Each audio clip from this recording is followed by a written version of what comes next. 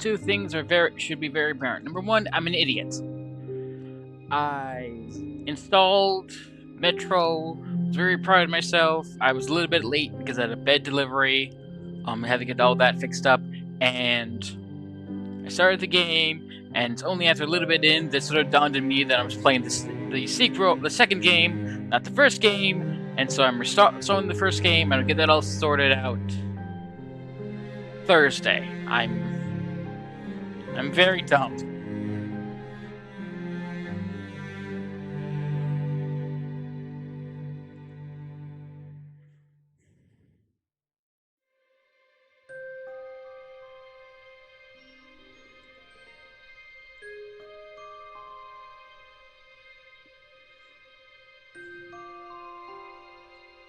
So, yeah, we'll swap Metro and Foolish Mortals for these 2 days, and then add it to the normal schedule next week.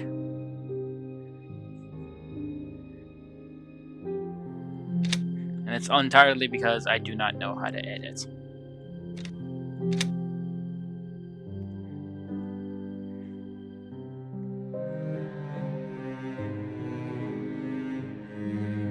Come on.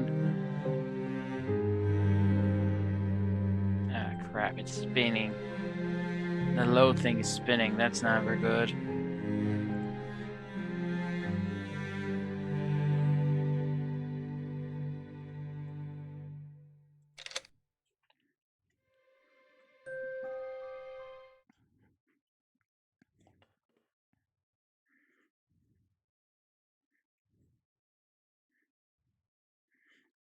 It's probably because I'm downloading Metro in the background. It's been laggy.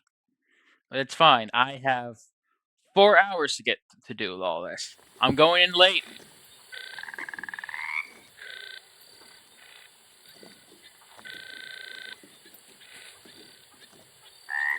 Ooh, I get being flown from the balcony at Belmore Manor by a ghost bride. Murphy McKellen is now sure the lost treasure at Belmore Manor exists. Both its location known only to the ghosts of Belmore Manor, Murphy is convinced his only way to find it is to summon the ghosts of the house and ask them. They cast the summoning spell. Murphy must find all 7 ingredients the manuscript he's been given, place them inside the Gree, and then return to the Spirit Cream. Oh, so it's the voodoo thing. I'll change it in the up post. What the fuck do I need?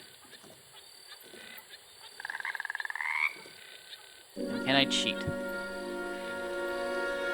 It was a fragment of bone.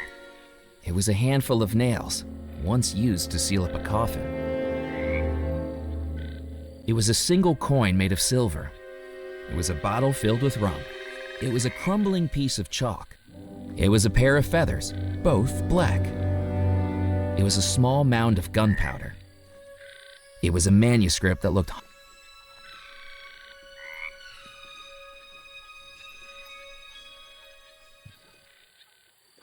That didn't work. It was the change the taxi driver had given me from our drive across the causeway, a dime and a penny.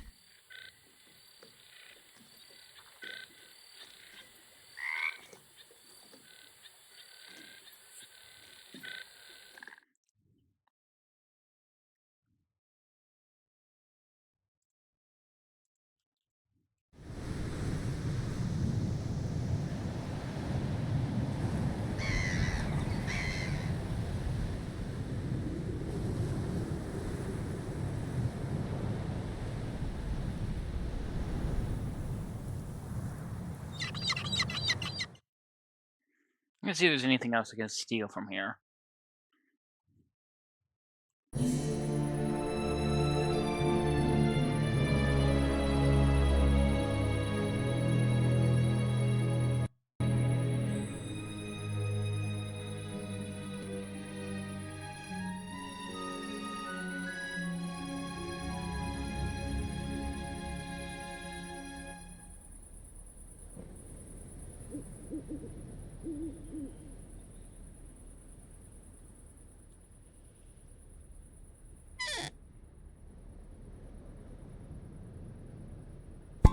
Ouch!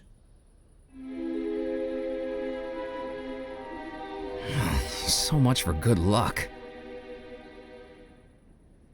I picked up the horseshoe that had assaulted me. It was heavy, as the bump on my head attested. With the ripped seam as an opening, I placed the horseshoe inside the taxidermied fish. Now it was heavy. It was a taxidermied fish.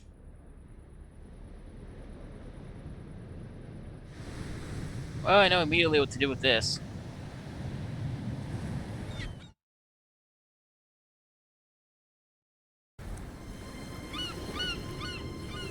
I didn't mean to go here, but there's a bottle now. As I picked up the bottle, I anticipated what could be inside. A brine-stained treasure map, perhaps, or a scribbled plea from a castaway desperately awaiting rescue. Looking inside, I found it was empty. The only writing on it was the embossed glass letters of the Orangello Soda Company. I'm just gonna keep this now.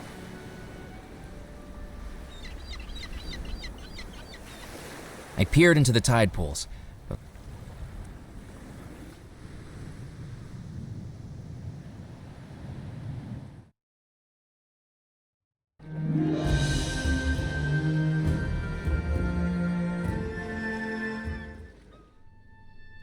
Oh, my second customer of the night. I don't know if I can handle such a rush. Welcome, young man, to Doubloon's Jewelry. Oh, the riches to fill your breeches. Jewels, silver, gold, the finest things for you to behold. Whom do I have the pleasure of meeting? My name's Murphy McCallan. Oh, a pleasure to meet you. My name's Jasper Crumb, owner and proprietor. Are you looking for something valuable while you're here on the island? Funnily enough, I am. Is there a special someone in your life? Looking for an apology gift, perhaps? I've sold more missed anniversary necklaces and drunken fumble earrings than I can count. No, I don't need anything like that. Then how about something for yourself? You look like a working man. Could I interest you in a pocket watch? Actually, I had one up until about an hour ago. Traded it to a glowing green guy for a magic pouch. As the words left my lips, I realized I sounded like a character from Jack and the Beanstalk. Pardon me? I'm just here to browse. Browse away, young man. I'll be here if you need me.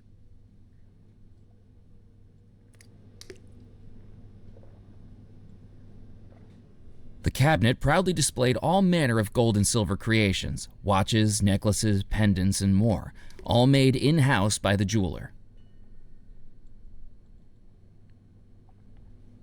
The cabinet was filled with precious jewels, geodes, and fossils next to a small sign that read, "Treasures of the Earth."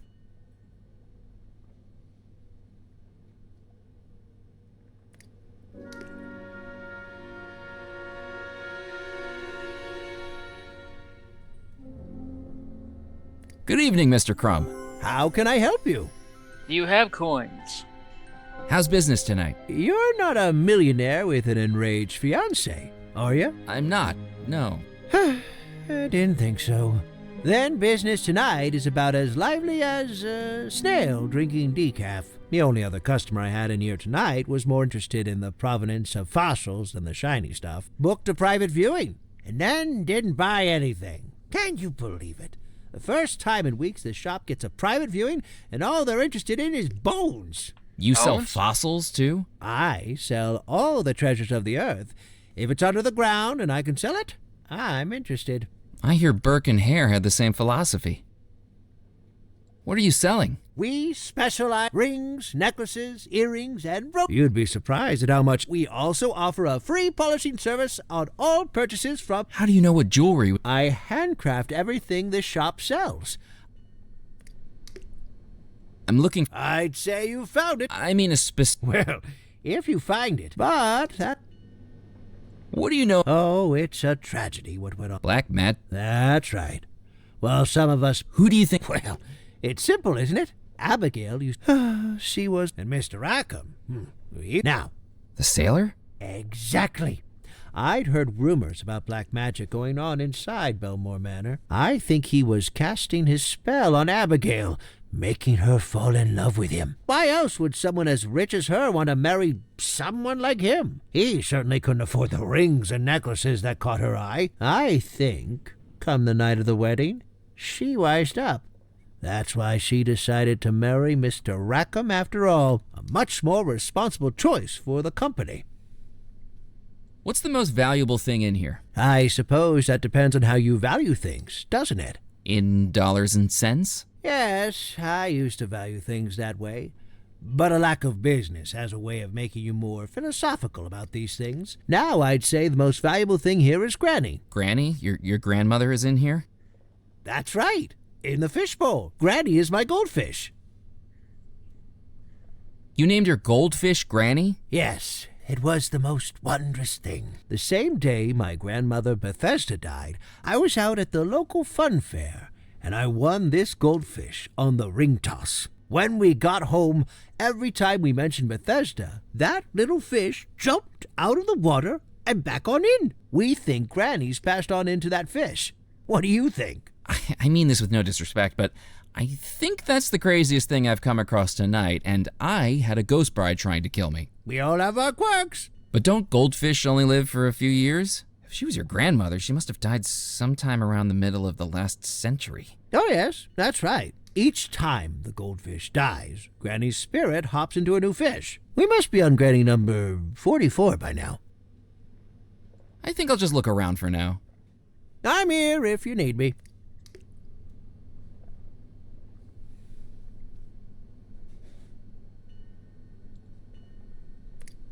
What a nice young man. Isn't he, Granny? I couldn't have put it better myself.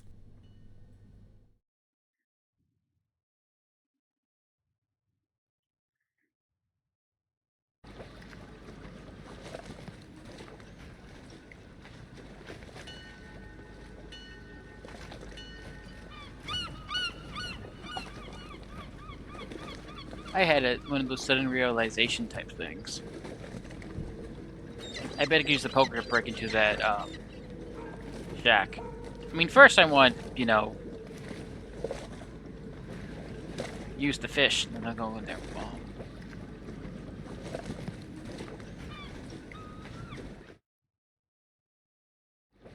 The stories about Belmore Manor are true. I saw the ghost bride inside the house. Blast it, Murphy.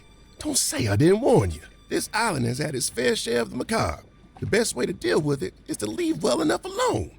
Why are you searching for that treasure anyway? Well, it's my job. The state's claim on that money runs out at 8 a.m., and I'm supposed to find it. You seem pretty passionate about something that's just for work. What are the odds you draw an assignment like that? Well, I might have made my own luck there. They wouldn't normally authorize an investigation so close to the statute of limitations running out, especially on a 30-year-old cold case. But thrust a stack of forms in front of the boss 5 minutes before clocking off on a Friday afternoon, and he doesn't care what he's signing. Let's just hope he wasn't signing your death warrant. Most of my investigations don't amount to more than counting paper clips in a municipal building or going cross-eyed over receipt rolls in a courthouse. When I found that old case folder tucked behind the filing cabinet, its only lead, a water-stained magazine, talking about a real-life haunted house, how could I pass it up?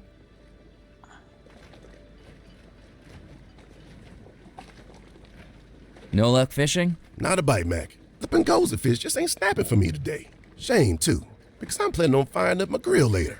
They're the tastiest catch in these waters. How do you catch a Pencosa fish? With hours of patience and decades of practice. You ever wrestled a rod before? Just the once. I went fishing on Lake Erie, but the only thing I caught was a cold.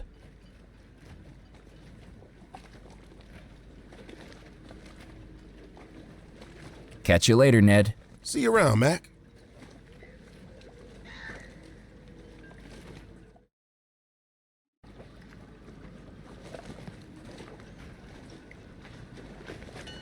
That didn't work.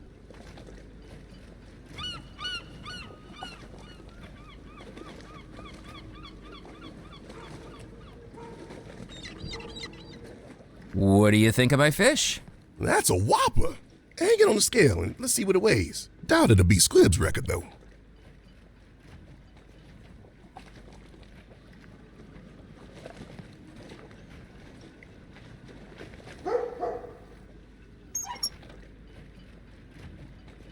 Mac, does that say what I think it does?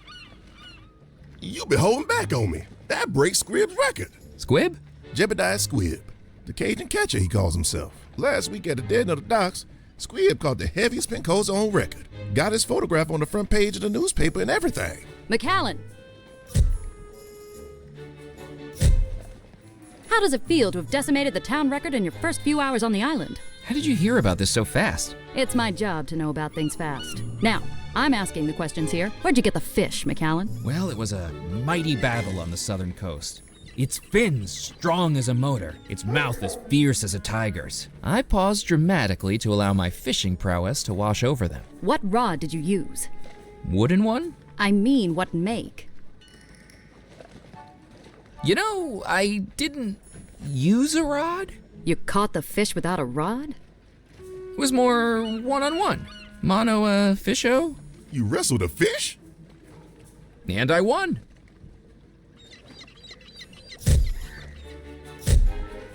Well, as much as it pains me to say it, you're the cover story in the next edition of the Juniper Parish Gazette. And this is why I'm not getting a Pulitzer.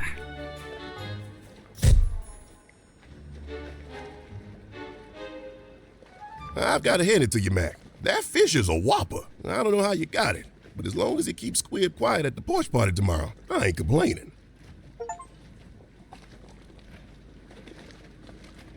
What did that do?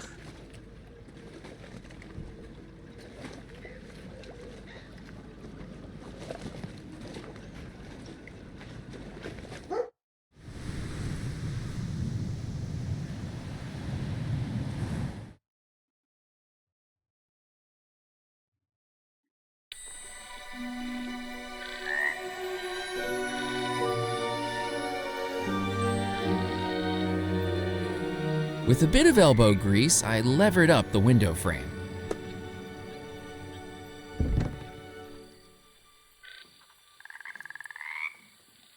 The shack's window was open, but the interior was largely unimpressive and covered in spiderwebs. Pressed against the inside wall was a dusty desk covered in spiderwebs, and to top it, one thing lay undisturbed, a small folded document which I picked up, along with an inadvertent 8-legged companion. Ugh. Ghost stories and haunted treasures I could handle, but spiders gave me the creeps. I have a captain's license now.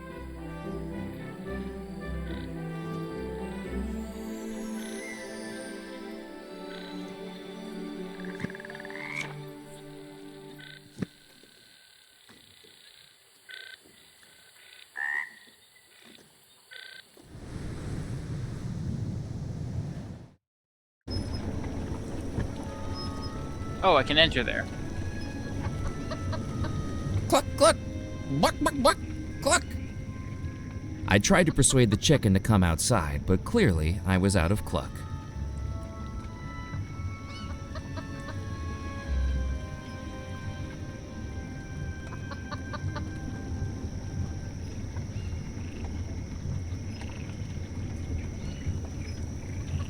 The wood was old and rotting. It wasn't going to be of any use. And who knew what critters might have made their homes inside the pile?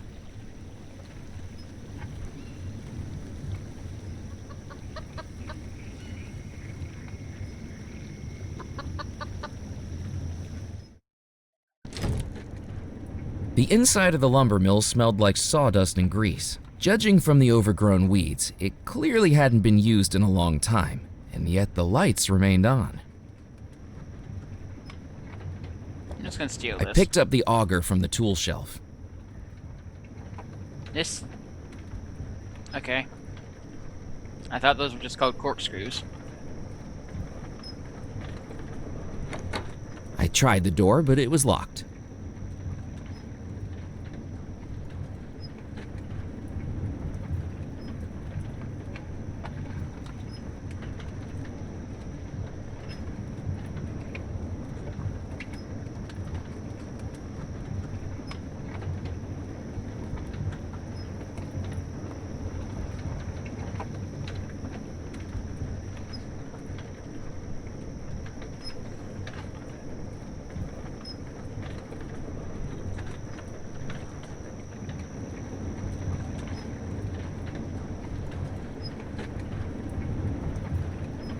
The hatches were locked.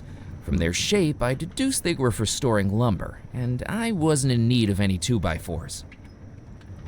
I didn't want to touch it. I hadn't seen something with that many scary-looking teeth since Old Lady Malloy's German Shepherd got loose on my 10th birthday.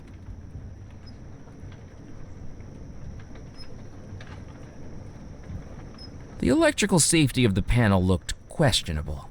I wasn't going to touch it.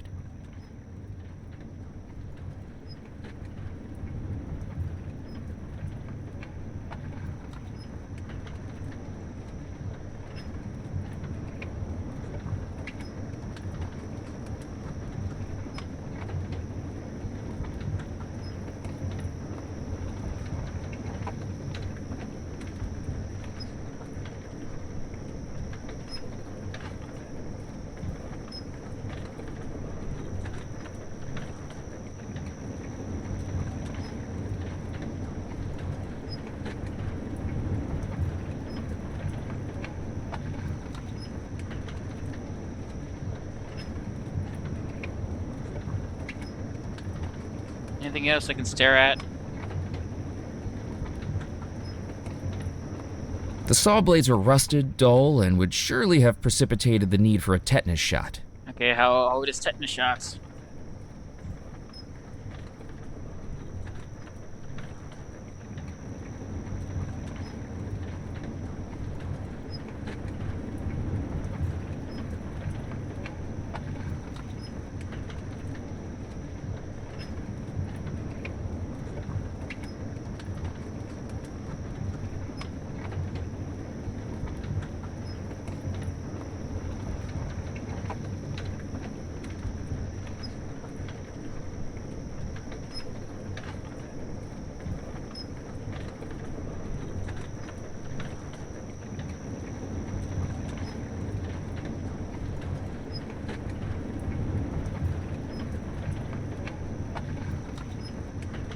$19.24.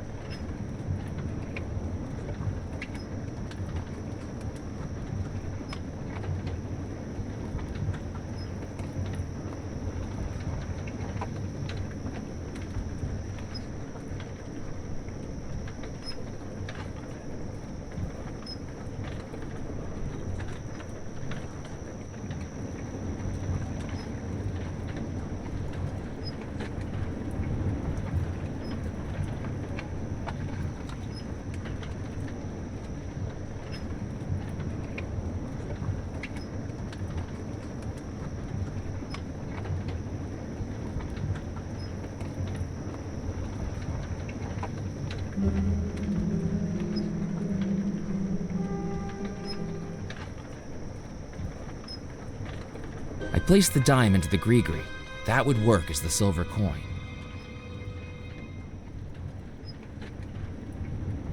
I didn't want to make a hole in that.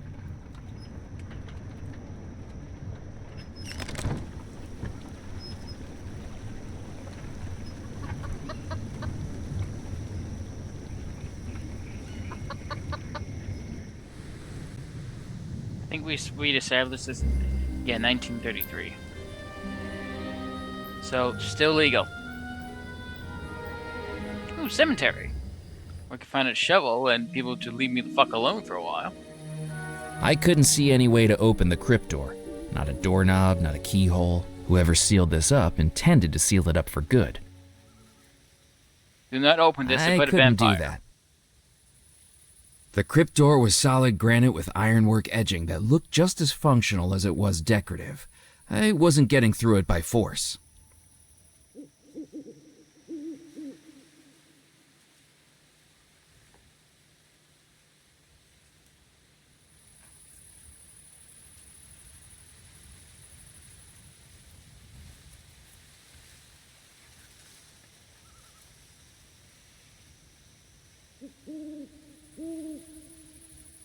I scanned the headstones for anything of note, but didn't know what I was searching for.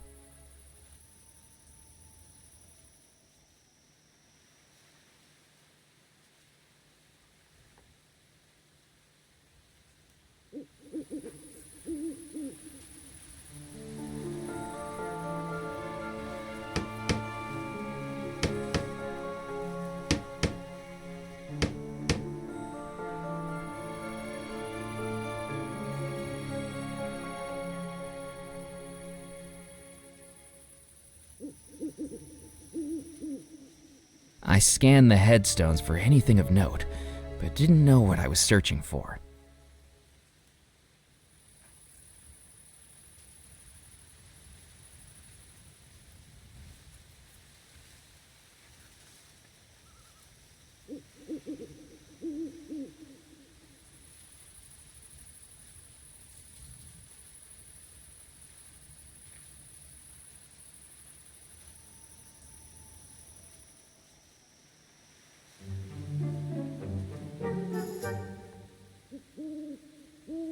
Hello? Yeah! God darn it! Don't sneak up on people like that! You frighten the dying daylights out of me. He looked at me like he'd seen a ghost. Sorry, you seem a little jumpy. I thought you were that pesky little girl again. A little girl? That doesn't seem like a reason to be scared. She's a terror! One of these days she's gonna give me a heart attack. Last week, she showed up with a doctor's note she'd forged, saying a man I'd buried that day was just a very deep sleeper. 7 hours I was out here digging him back up, at my age. And was he sleeping? Dead as a dodo. Just like that little girl will be if I get my hands on her. Who are you, anyway? My name's Murphy McCallan. I've just arrived on the island. Well, welcome, Mr. Murphy. I'm Edgar Kettle. Gravedigger, undertaker, coffin maker, and anything else that needs doing to keep this cemetery running. Was the little girl named Mallory Wisp by any chance? That's her. The peril in a pinafore. She got the whole town thinking I was burying people prematurely. I walked past the school the other day, and they'd made up a jump rope chant about me. I'm looking for the treasure of Belmore Manor. Oh, a treasure hunter. Well, let me tell you something, young man. Don't even think about digging up my graveyard. There's no treasure buried here, and I'm already busy enough filling in the holes that are supposed to be here. Do you know anything about the disappearance at Belmore Manor? I think it's important to let the dead rest in peace. But what if they're not in peace? Well, you got me there. Listen, I Listen, think there's more to that story than meets the eye. You know the 3 brothers went missing, right? Well, if you ask me, I think Abigail Belmore was behind it. She was engaged to a sailor, but nobody like her would go for a commoner. She might have loved him. She could have loved somebody with a big bank account, too. I think she must have been using him, pretending to love him so he'd do her dirty work for her, bumping off her brothers. Then afterwards, she drops him and goes to marry the officer of the company. Fiendish. Do you have any proof? Just a feeling, that's all. But when you work with cadavers, you kinda get a sixth sense about things. What do you think was behind the disappearance? Well, the sailor must have found out he was being manipulated, right? Done something to get his revenge. What do you think he did? Nobody knows. He could have been working his way through those bodies like a madman. All we know is that everyone in that house disappeared. To tell you the truth, I'm quite relieved they did. Why's that? Because if they hadn't disappeared, it would have been this old fool who had to bury him. Saved me a lot of work.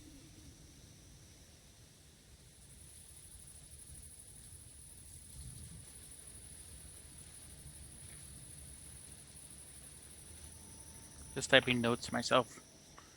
God knows I'm gonna lose them, but I might as well type Did you them. make this coffin? I sure did. But this is no more than a pauper's coffin by anyone's standards. The finest the parish pension can buy. Lock them in lumber, leave them to slumber, that's what I say. This'll end up 5 feet under by the end of the night. I thought it was supposed to be 6 feet. You're not the one doing the digging. 5 feet means I get a tea break.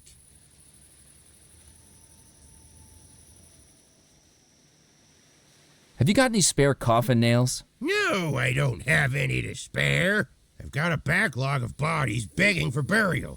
But does the parish increase my funding? Nope. The roof's leaking, my table's broken. I've used floorboards to build some of the coffins. Take my advice. Don't go into this line of work. Undertaking is a dying business. think I could fit inside the coffin? Probably not. The gentleman inside might make it a bit of a squeeze. You mean there's a dead guy inside there? There better be. I can't afford to be burying empty coffins. We heard of something called cremation. Oh, what was the chant the school children made up about you? Edgar, crazy feller, just be careful he don't get you. How many bodies did he strive to bury while they're still alive? 1, 2, 3, 4. I wasn't looking for audience participation. I Sorry, like this I guy. got carried away. Just like you with the burying. Have you ever accidentally buried someone who was still alive? Has someone been making accusations again? No, just making conversation. Well, not that I know of. When you think about it, how would I know? Shouts for help, desperate shaking of the coffin. Look, I haven't sealed anyone up who was chatting with me, let's put it that way. I usually check for signs of life, but everyone takes shortcuts sometimes, don't they? I deserve some rest in peace, too.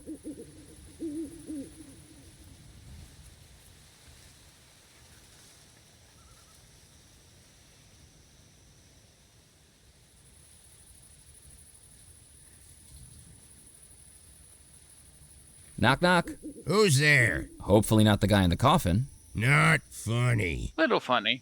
I best be running along. Don't drop dead. I don't want anything else on my to-do list.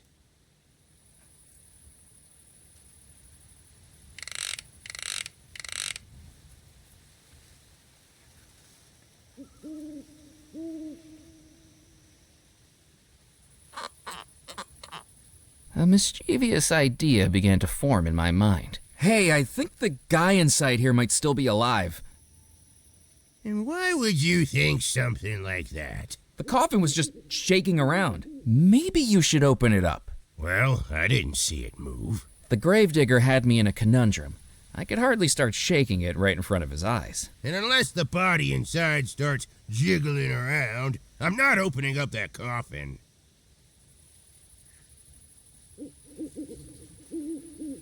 The tin was full of nothing but holes. I didn't need to warm my hands on the stove. It was already a humid night, and the fire was more useful at keeping bugs away from the shack than keeping anyone toasty. Hurry up with the barrels, Morris. We gotta get these unloaded before anyone sees us. Are you sure this is a good idea, Musket? I don't think we should be using a church as our hiding place. You're not being paid to think, Morris. You carry those barrels in here and let me worry about the theological implications. This place has been abandoned for decades. There's nobody around. Nobody living, maybe. What if there's ghosts, boss? Darn it, Morris. If brains was dynamite, you wouldn't have enough to blow your nose. Now get unloading. And keep an eye out for anyone snooping around. What if someone catches us? If anyone asks, we're the new clergy. We tell them these barrels are full of communion wine. I thought we was rum runners, not wine runners, boss. Communion rum, then. Ah, gotcha. Remember, St. Juniper's Church is a place to get closer to God. And if anyone questions our alibi, we make sure that happens. The pair of rum runners looked like the human personifications of the dish and the spoon from Hey Diddle Diddle, the gangly spoon bossing around the rotund dish as it carried barrels effortlessly from the jalopy and into the church. As it turned out, nursery rhyme characters become a lot more intimidating once they have revolvers.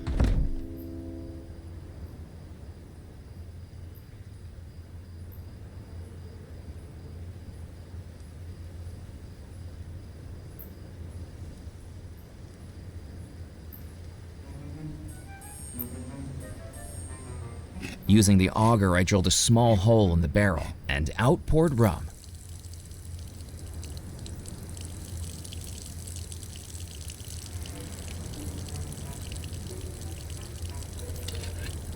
I filled the bottle with rum pouring from the barrel. Relief washed over me at the realization that I'd done it without getting caught by the two rum runners. Hey, Musket! There's someone out here! Or so I thought. Hey, fella, what do you think you're doing snooping around here? This is our church, you know, and it's closed. just here to do some praying. Mainly praying that I get out of this situation without a puncture wound. He's being a wise guy, Musket. Time to fill him full of lead. But boss, it's bad luck to bump someone off in a churchyard. Now, where'd you hear a nonsensical thing like that? I thought churches was hallowed ground, where sin and immorality would face supernatural punishment in this world or the next. Where do you get this stuff from? I told you, I do the thinking in this partnership. Not going back there anytime soon.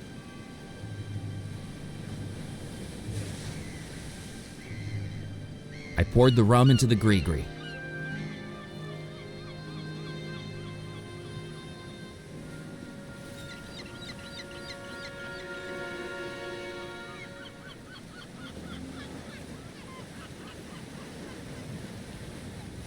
The plaque read, Fort de l'Amour, no public access. For further information, please contact the lighthouse keeper.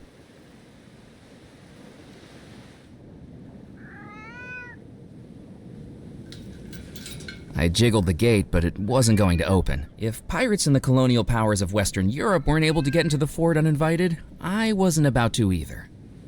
I could have tried squeezing my arms through the bars, but I already knew the barrel was too far away to reach.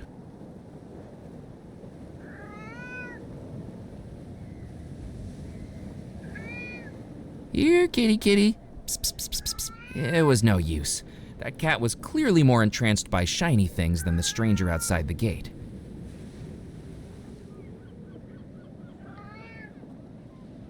The coat of arms depicted 4 lions surrounding a central flower, topped by a medieval tower.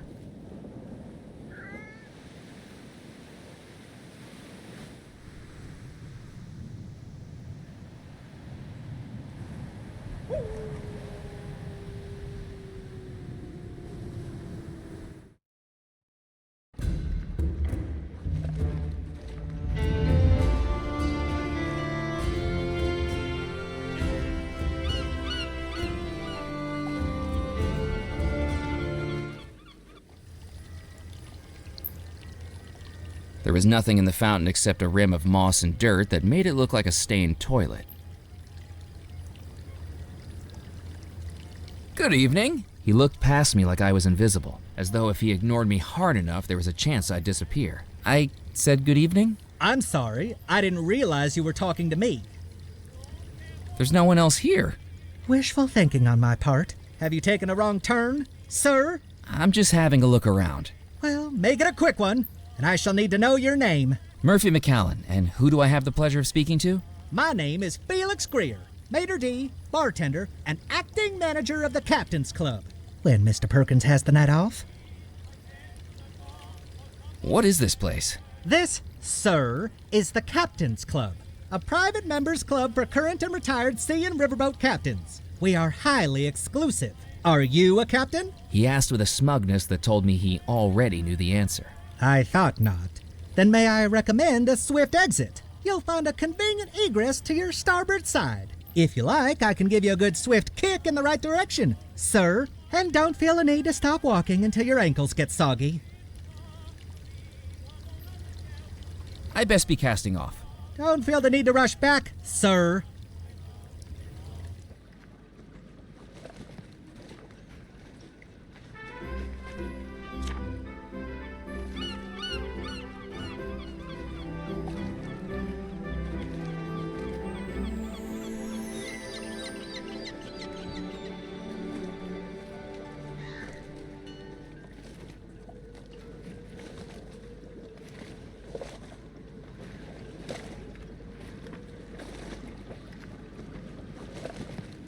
Of all of the papers pinned to the board, one article stood out to me. It showed the beaming face of a rotund fisherman on the docks with a headline declaring he'd just broken the island's heaviest catch record.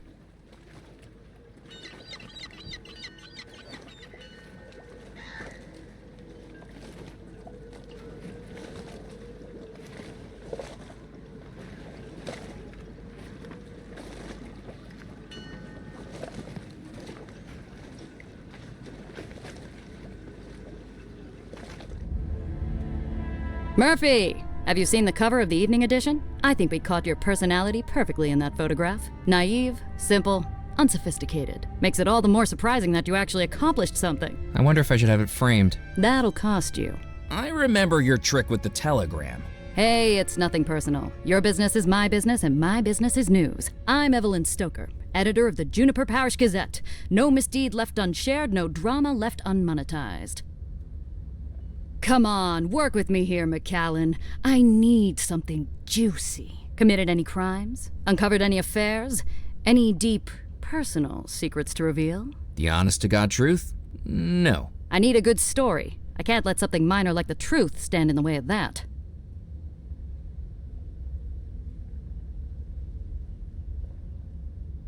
I picked up the scissors. With her stunt at the bayou, I figured she owed me one. I picked up the twine. Maybe she owed me two.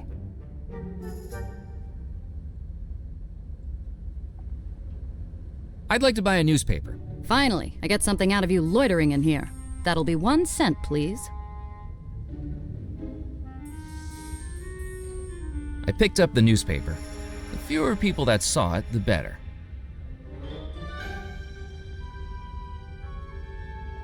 The headline read, "Island Newcomer Breaks Fishing Record," with my photograph printed in black and white. The headline read, Just gonna shove that in there. carefully, I cut my photograph out of the newspaper. I was going to need something adhesive to stick it in with.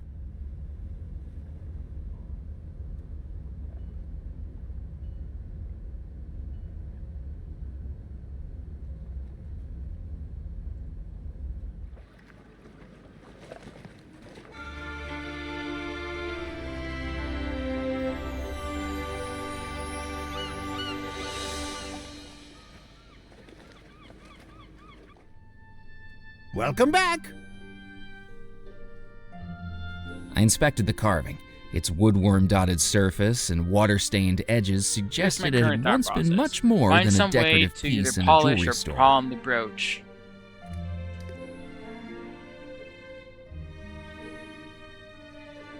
Excuse me, would you be able to polish a brooch for me? Let me take a look.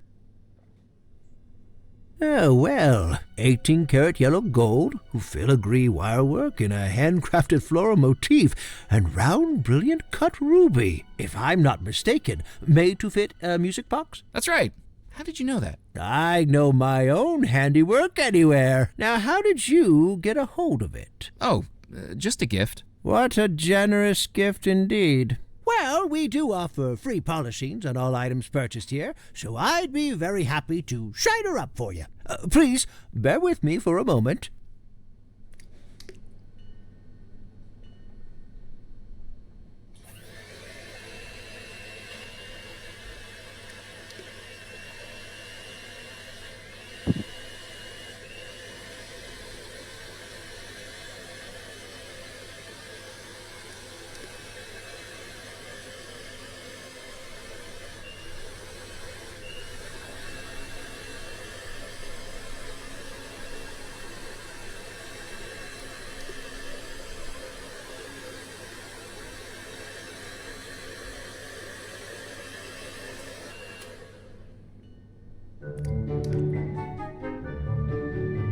There we... I'm afraid the clasp on the back has broken off. You weren't planning on wearing it soon, were you? I wasn't planning on wearing it at all. There's no shame in indulging yourself every once in a while. Lord knows I can appreciate the comfort and empowerment a pair of hosiery can bring. Anyway, we don't have any replace. In the meantime, here's a button back. Thank you. Good evening, Miss... How can I... What's the carving on the front of your counter? That is the genuine stern carving of the Golden Goose, the famous brigantine. I can trace my family's history on the island back hundreds of years, right back to the ship's owner, Captain Bartholomew Crumb. You've heard of him, I expect. Captain Crumb, the vicious pirate? I read about him as a child. One of the most successful in the Caribbean. That is, until, as the story goes, he got pursued by a ghost ship.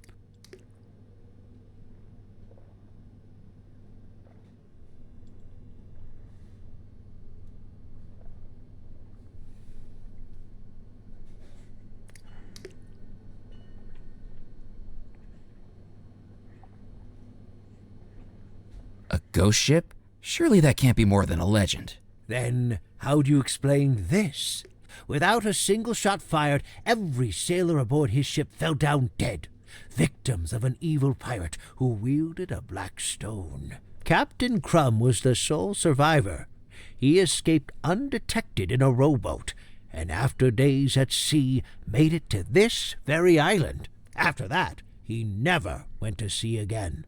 Instead, he set up this shop with the one chest of jewels he'd managed to carry away. Some of the gems you see around here still date back to that final hoard. A black stone killed the crew?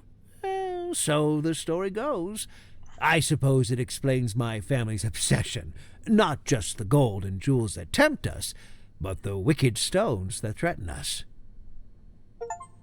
Why did Captain Crumb come to Devil's Rock to set up his store? This was his home port. Devil's Rock used to be quite the lawless island. Legend goes he used to hide his treasure along the southeastern coastline. The island is dotted with caves. Plenty of places to hide the loot. I think I'll just look around for now. I'm here if you need me.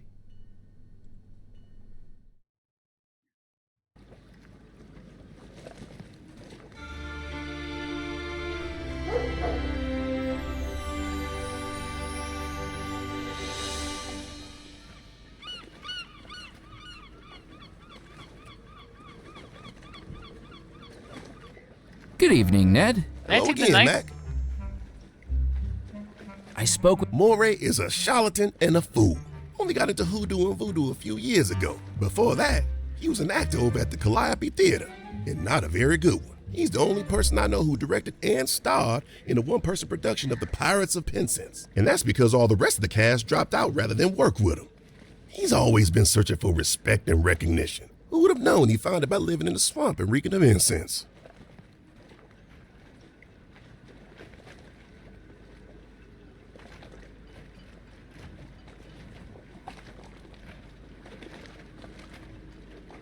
Don't you believe in voodoo? I certainly do. I just don't think Moray's got any more control of it than the rooster has control of the sunrise. His understanding of voodoo amounts to whatever he's gleaned from one of those horror pictures Ventura Studios puts out at the movie palace. My mama used to know all about it. God rest her soul. Voodoo isn't some made-up Hollywood magic, Mac. Voodoo's a real religion. It's about community, about belonging, and about searching for something more than flesh and blood. It's not the snake oil he peddles. What do you do with the fish you catch? A couple I save for myself, and the rest I sell to the captain's club. They fancy 'em up with lemon lobsters, slawfish, something or other. But everyone knows the best way to cook 'em is to grill 'em. What do you think happened at Belmore Manor? Now there's a tale I don't like to tell. Can I persuade you to tell it anyway? I have a feeling I ain't gonna get any rest until I do. You know about Miss Belmore, the bride, engaged to the sailor? Nah, the way I hear it, Mr. Rackham was over the moon with her. Such an upstanding fella.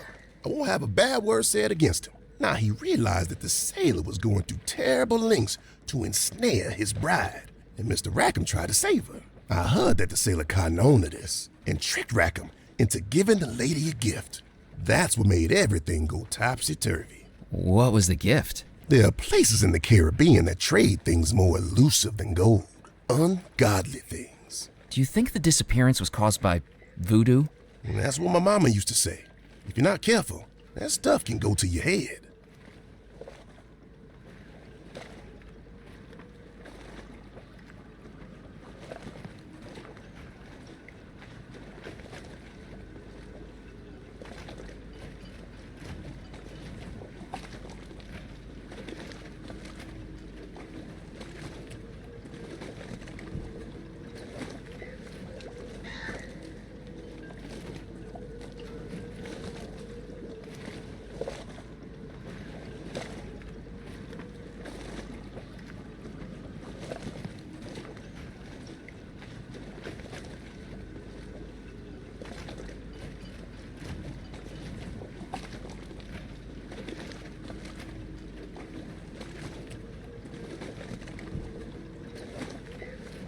Why won't you hear a word against Mr. Rackham? He gave me my first work on this island, right here on these docks. And I'm still here to this day. He may have worn a scowl, but you don't judge a banana by its peel with people like him, Mac. When I looked into his eyes, All I saw was ambition. What work did you do? Loading and unloading the ships that came in. Of course, they just don't do that anymore. Dead Nettle's a forgotten town. Maybe that's for the best.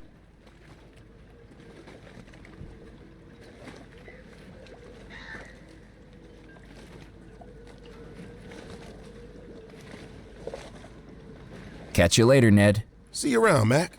Hey, Ned, do you mind if I borrow your knife? If you need it, Mac, just bring it back to me later tonight, would you? If I'm lucky with my catch, I'll be firing up the grill. You're invited to join me, of course.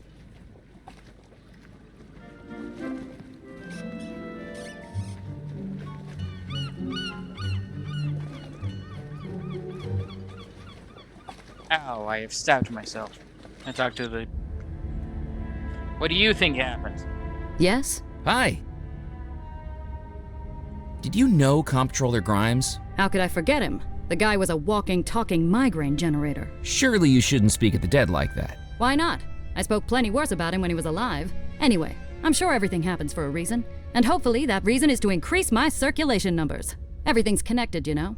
Have you ever heard of the butterfly effect? I suspect it works for moths too, because I can never get the damn things out of here. Some people say that if a man breaks wind in Alabama, it can cause a hurricane in Fiji. I think I shared a train car with that guy on my way here.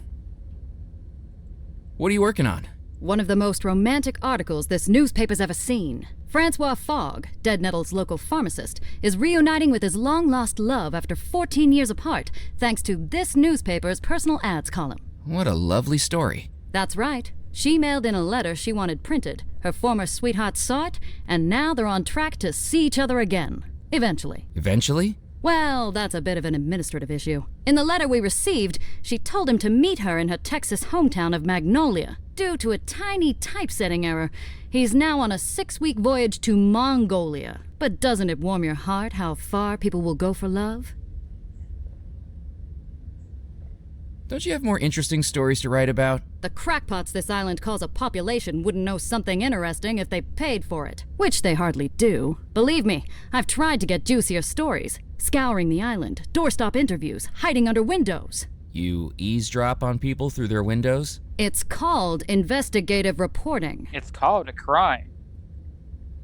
I'm doing some research on the treasure of Belmore Manor. Have you found it? Well, no, not yet. I've just started looking. Then don't waste my time. Come back when you've got the goods.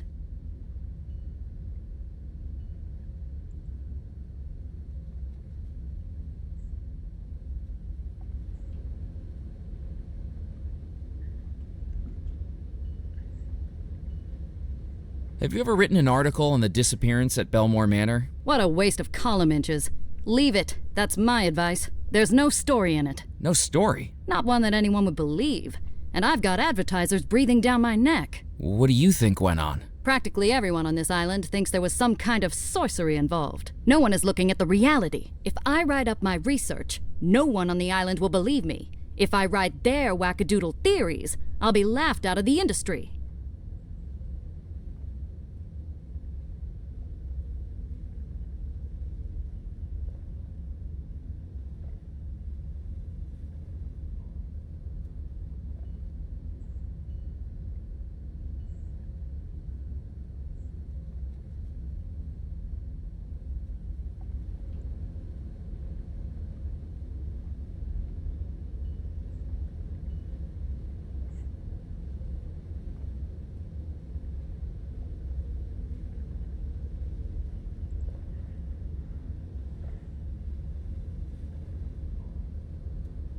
You might not believe this, but I saw a ghost inside Belmore Manor. You know what?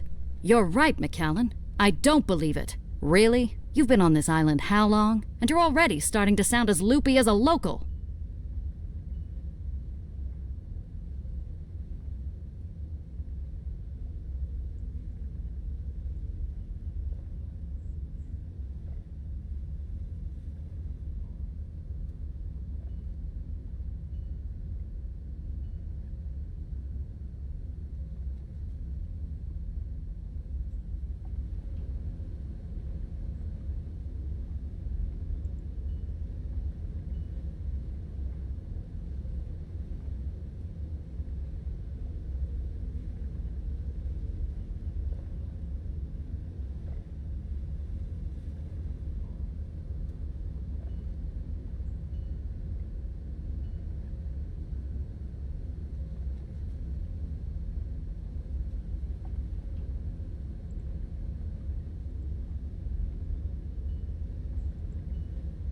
You can tell me what you've uncovered about Belmore Manor. Trust me, at this point, few things would surprise me.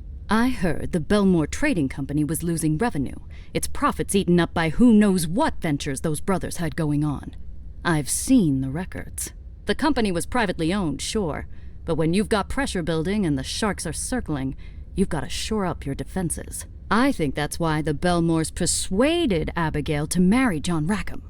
Marry someone she didn't love? But he didn't love her either. He was just after the company, so he hires the sailor to seduce her, convince her there's more to life than Devil's Rock. And as soon as she marries Rackham, they split, never to see each other again. He inherits the lot, and she disappears with her lover boy sailor to who knows where. But why do you think all the guests disappeared? They bumped them off to cover their tracks. Either one of them could have been sunning it up in Sarasota ever since. But imagine me writing that into a piece of serious journalism.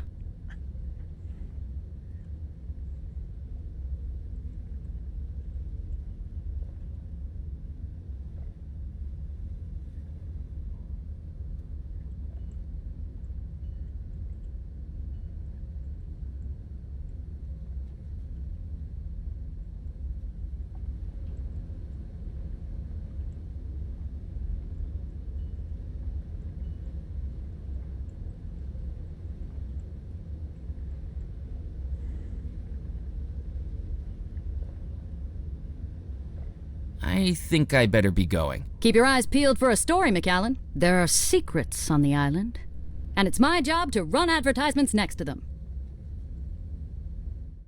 Whack job. Oh, she's just focused on her work.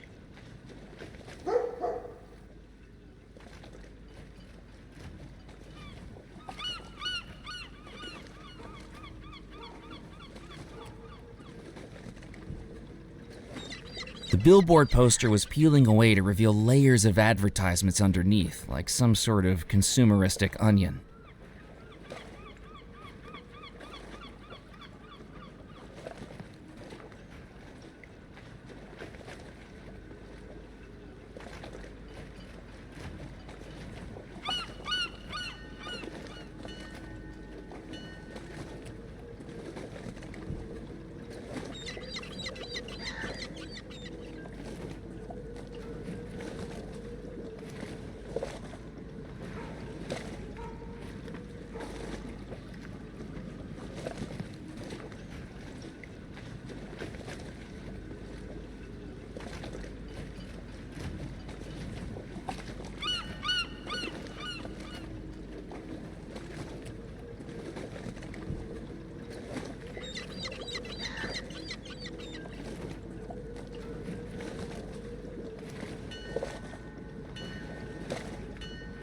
Where the hell am I supposed to find glue?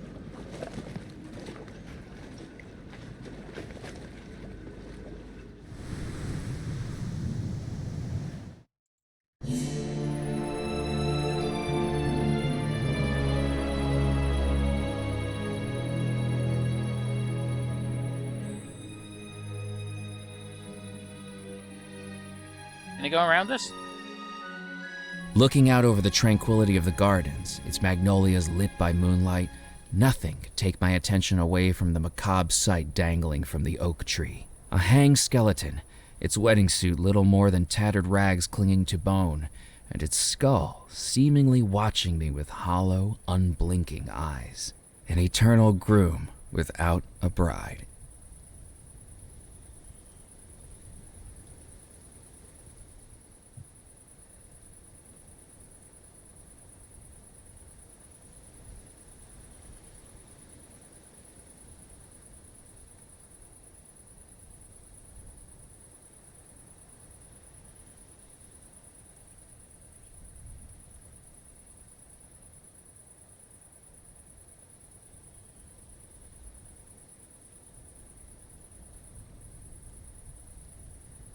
I type one-handed. I did the whole Mavis Beacon, like, home keys thing, and to be perfectly honest, it's never worked for me. All it does is make me frustrated. The wheel was too heavy to move.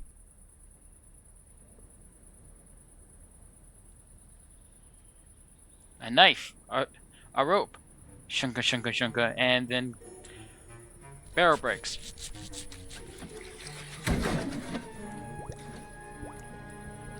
What is that?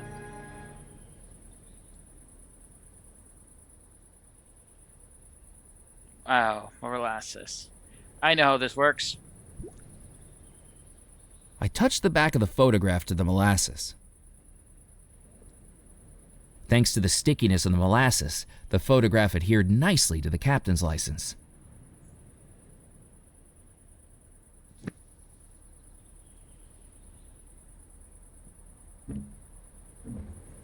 The doors were firmly locked from the inside.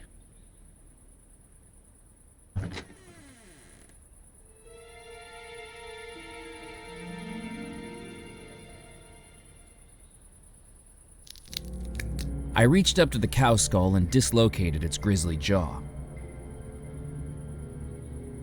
I placed the jawbone into the gree-gree. I need gunpowder, black feathers, chalk, and coffin nails.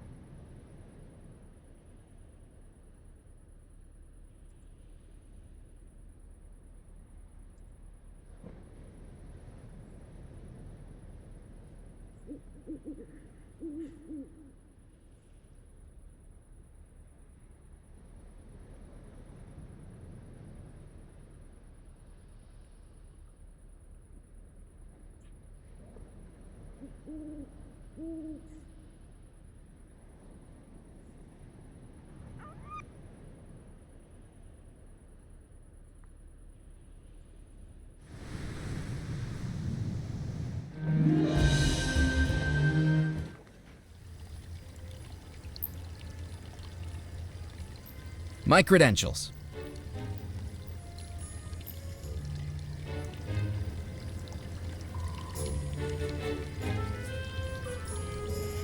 You're telling me you are a captain? I trust it's all in order?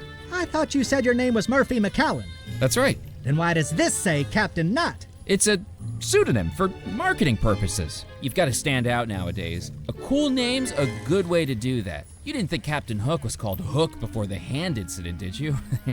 What would the odds of that have been? Look, Sonny, the bylaws of this club only allow the club manager to verify a captain's license. And Mr. Perkins is enjoying his backgammon soiree with Mrs. Perkins and the ladies this evening, with strict instructions not to be disturbed. So I'll accept this for tonight, but try this again tomorrow night and it'll be another story. Now, with that said, a warm and hearty welcome to the Captain's Club. We sincerely hope you make use of and enjoy our facilities, and do please let me know if I can be of any assistance at all. We don't open for another hour, but if you'd like, you can head up now to acquaint yourself.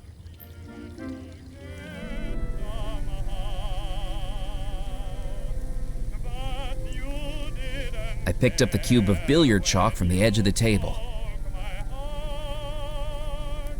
I placed the chalk in... The cabinet was locked. The door was locked.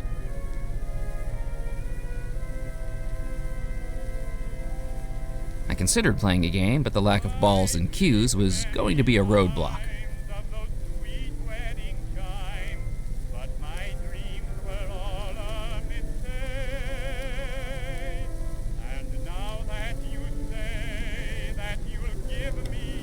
The switch seemed to control the ceiling fans.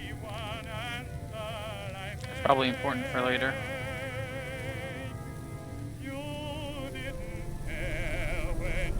While I was trapped on Devil's Rock, a map of the world wasn't going to be much use to me.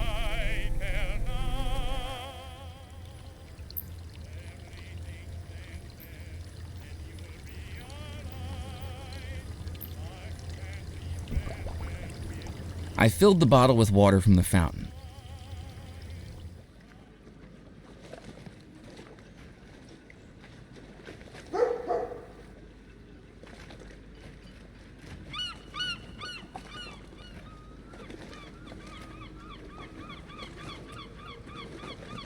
I just got an idea. Can I use the knife on the sack and open up the sack and get whatever fuck's in there?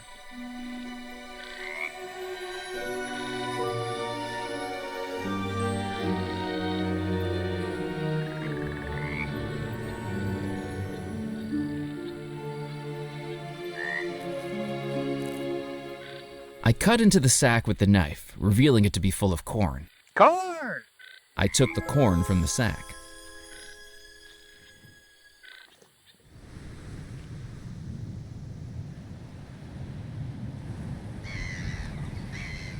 Let's check the cat with the brooch. With the newly polished brooch gleaming, I angled it towards the lantern, catching the light and reflecting a red beam on the wall. Eh. I took a handful of the spilled gunpowder. I placed the gunpowder into the gree-gree. I now have a bomb. It was a manuscript that looked hundreds of years old. I need coffin nails and black feathers.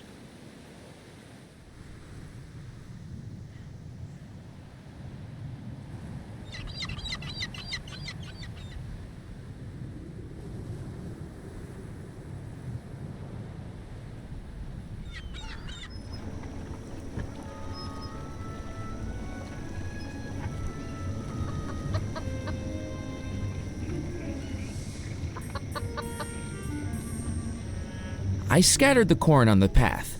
Mere seconds later, it attracted the attention of the curious chicken.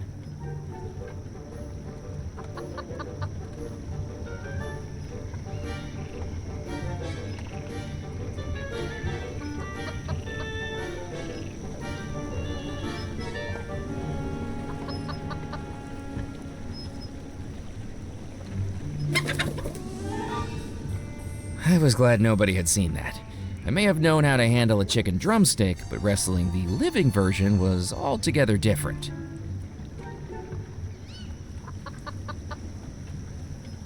If the chicken didn't want me to touch it, perhaps a blast of air could do the trick.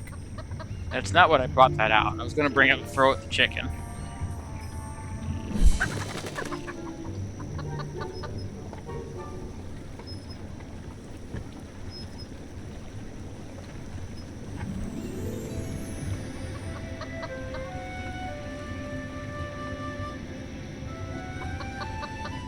Well, they're white.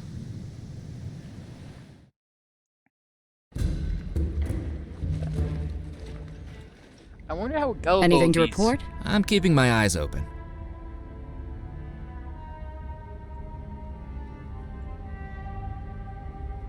Delicately, I dipped the feathers into the canister of ink.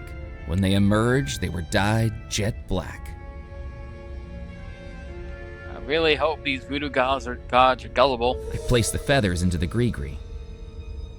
I just need to find a way to get coffin nails.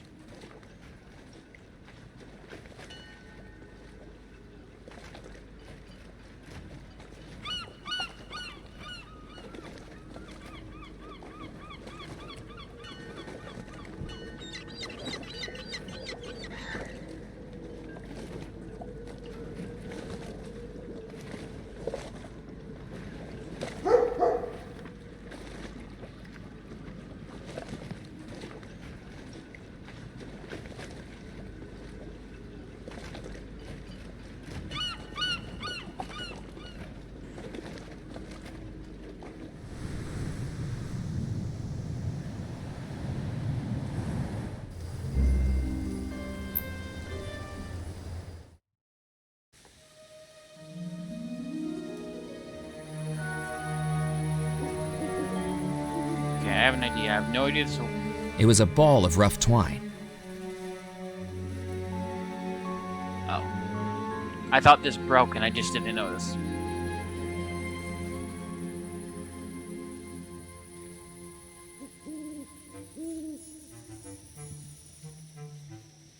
I tied the twine to the uneven table and took up a hiding spot behind a nearby wall. It was time to wake the dead. Hello? Hello? Why is it so dark in here? Huh? Who's that? I'm stuck. Help! Help! Mallory, if that's you again. Get me out of this thing! Oh no, not again.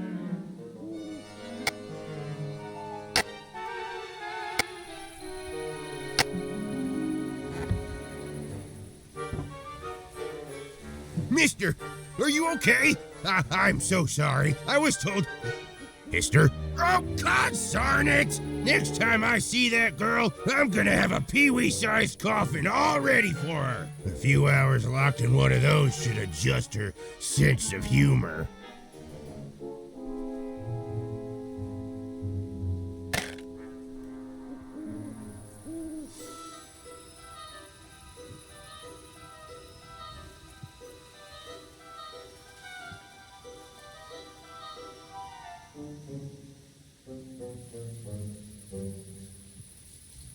Searching the dead man's body was... I picked up the handful of discarded coffin nails from the tin. I placed the coffin... I'd done it. All 7 ingredients for the summoning spell. Now I needed to head back to the Spirit Queen. Hello, Edgar. Yeah! Who is it you're burying? This is Theodore Grimes. He was the... Comptroller for Juniper Parish? That's right. You knew him? We were supposed to have a meeting. Clearly he's going to miss it. Sure is. Now he's the late Comptroller Grimes.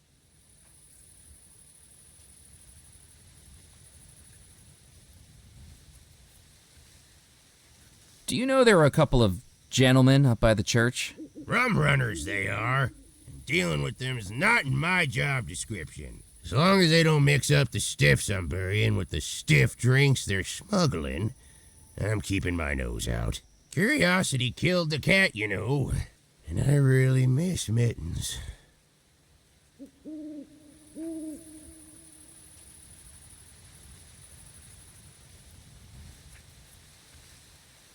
I best be running along. Goodbye.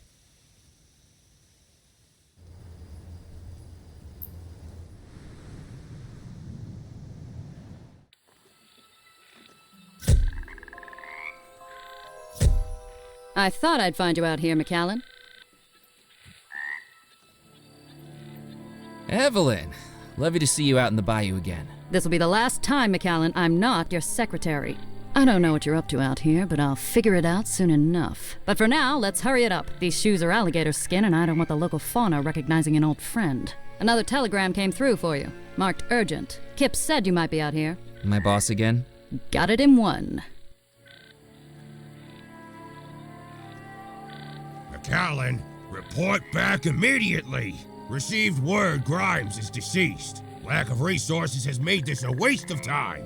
And I've cottoned onto your little stunt with the Friday signatures. When you get back here, sorting mail is gonna be the least of your worries. Sid Sinclair, Sinclair Auditing Company. I couldn't believe what I was hearing. On a night when I'd just seen a ghost, this telegram was almost more unbelievable. There was more to the Belmore story than I could have ever imagined. Now I was being pulled away to a job I didn't want to work, and a life I didn't want to live. Maybe it was time to do something a little foolish. Do I still have that prepaid reply? Sure do. What do you want it to say?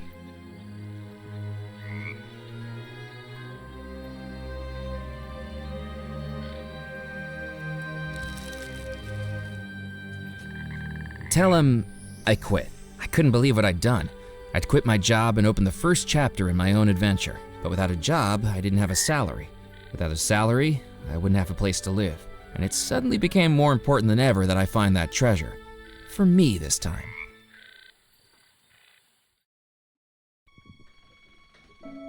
Murphy, have you found all 7 ingredients? I have. Wonderful! Now it is time for the final step. Out of the darkness, the sadness, the fear, I command you, my servant, now to appear.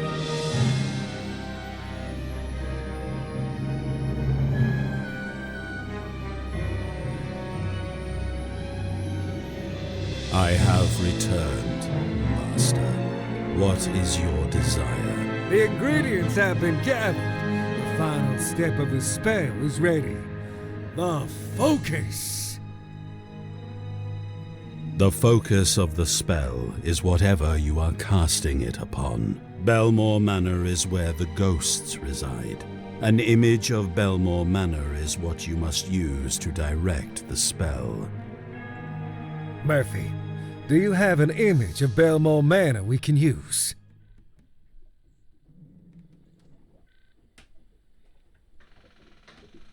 Yes, Murphy, that will work.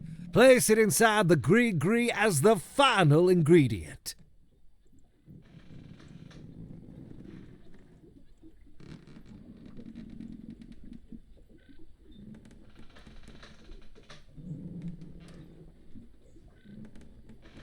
I folded the magazine cover and placed it inside the gree-gree. The spell is ready. Finally, the ghosts will be free again. Open the gree-gree, Murphy, and that will cast the spell. With some trepidation, I took the gree-gree from my pocket and with a deep breath, opened it.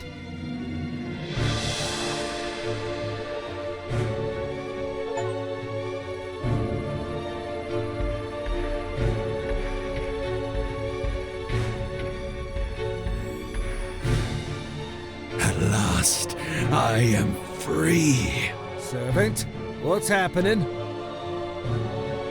I was never your servant. I am crap. your master. You shall do my bidding. I command you. Foolish mortal, you have served your purpose. No longer do I need to manifest as an ephemeral specter. Now my true spirit form is freed. Loa, do as I say. You are of no more use to me.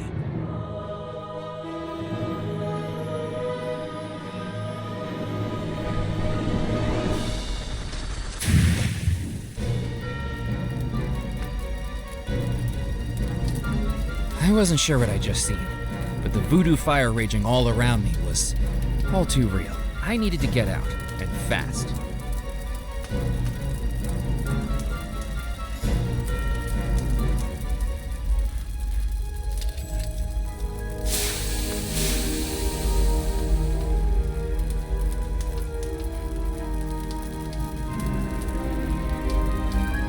I'm getting more water.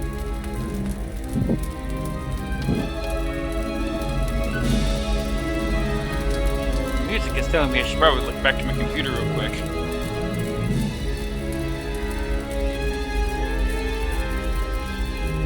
Oh! Hey! Alright, I'll get water now.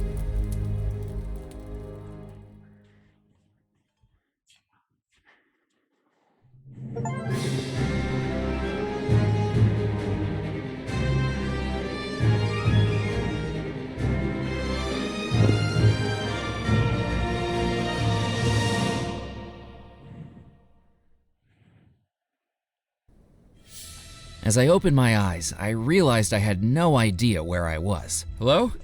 Hello? This wasn't good. I checked my hands and still seemed to be flesh and blood. What's happening? Where am I?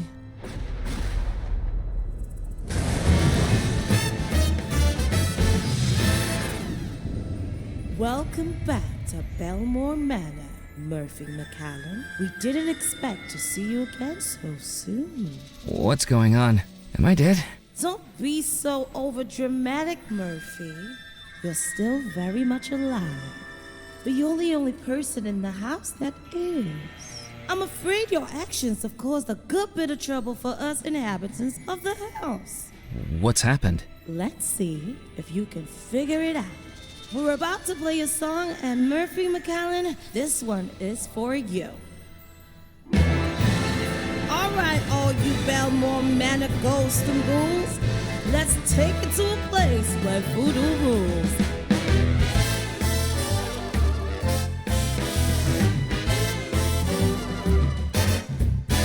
Oh no, Chad, one of my many witnesses.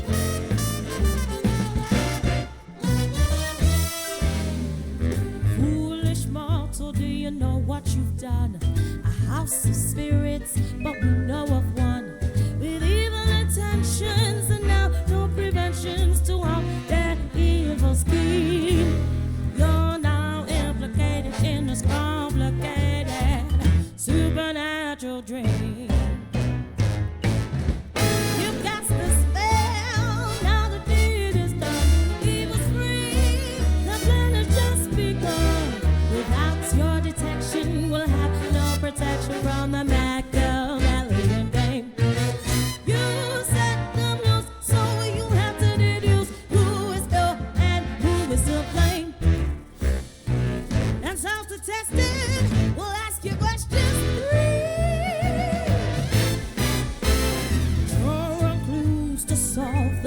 mystery. The lover, the poor, the devil, oh God. Questions surrounded in doubt. The Bathroom occupied smells center no will guide problem. Murphy. Can you figure it out? Can you figure it out? Broken heart stolen by another. Tell us now who is the lover. Going by the story, it's the sailor, isn't it?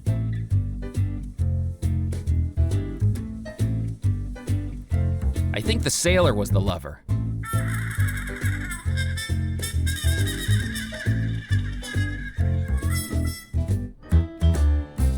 Someone in love and their love is true.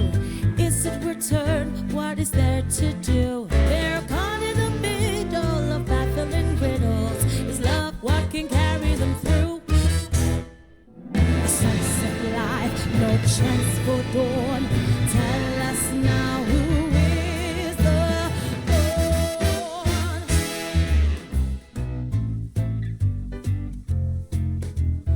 I think the bride was the pawn. A bride in love, but in some evil curse, immersed in voodoo and things perverse. She cannot protest, and her mind's not possessed. Or things that only get worse. Wicked spirits in evil rebel. Tell us now who is the devil.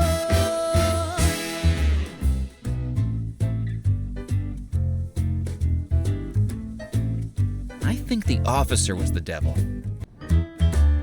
A phantom figure who's now in control. Black magic powers got things he stole. But maybe it's setback, but he's gonna get back, and we'll worry that cause now let's go.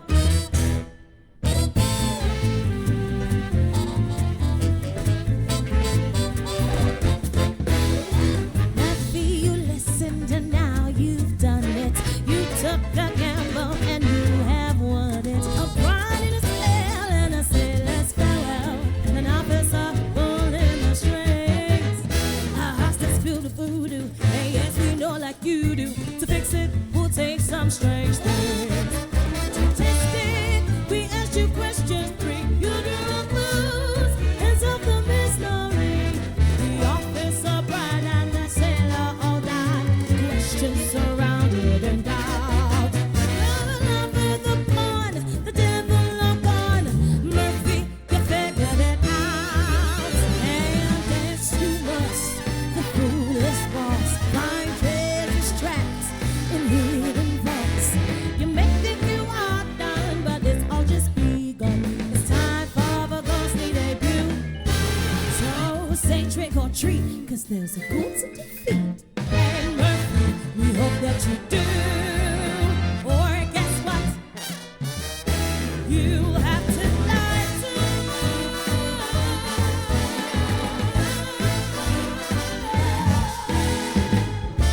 That's not news! That's happened before!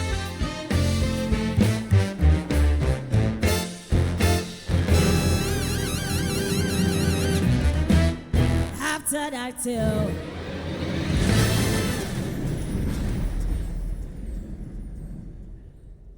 I was back in Belmore Manor, and although it was better than being dead, I didn't know what was awaiting me.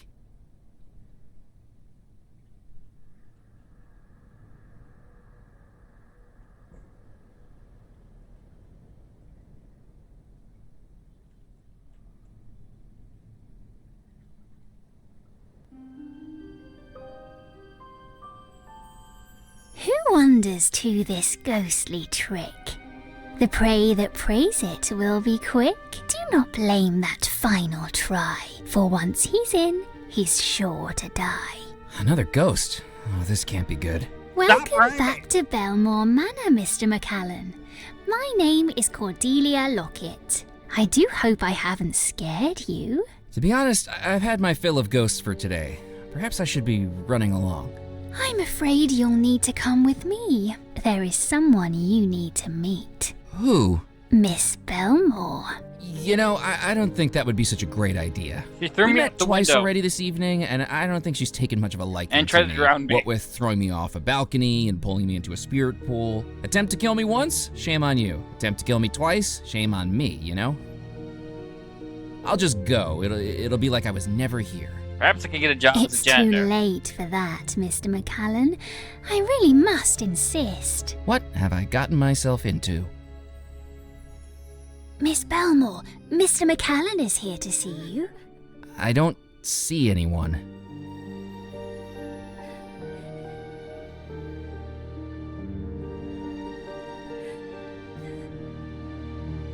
I'm terribly sorry, Miss Belmore. I wasn't trying to steal from you.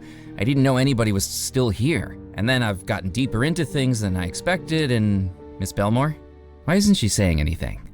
Why is she crying? This is all terribly exciting, isn't it? I'm afraid there's much more to this than you realize, Mr. McCallan. Can she even hear me? I don't think so, but keep trying to talk to her anyway. What happened to her? I can tell you all that I know, if you're brave enough to hear it. I hope I am. I got nothing better than do. I was there on that night, all those years ago. And it wasn't Miss Belmore who was to blame. The morning of the wedding, Mr. Rackham left a gift on Miss Belmore's dresser. A small leather pouch with strange beads and strange markings. I shouldn't have been looking, but I saw her open it. It was black magic. Everyone had heard the rumours about Mr. Rackham, but I saw it with my own eyes. Miss Belmore panicked. She threw the pouch into her music box, slammed down the lid to lock it, and threw the brooch into the fireplace.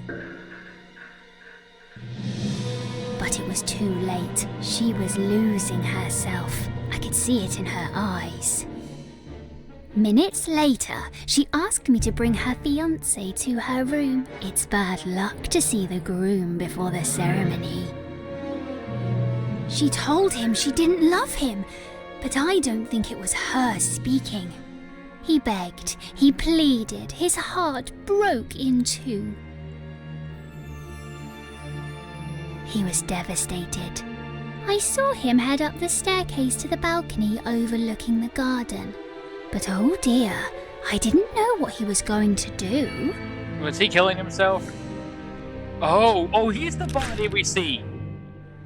That evening, her wedding to that evil Mr. Rackham began, but it didn't go the way he had planned.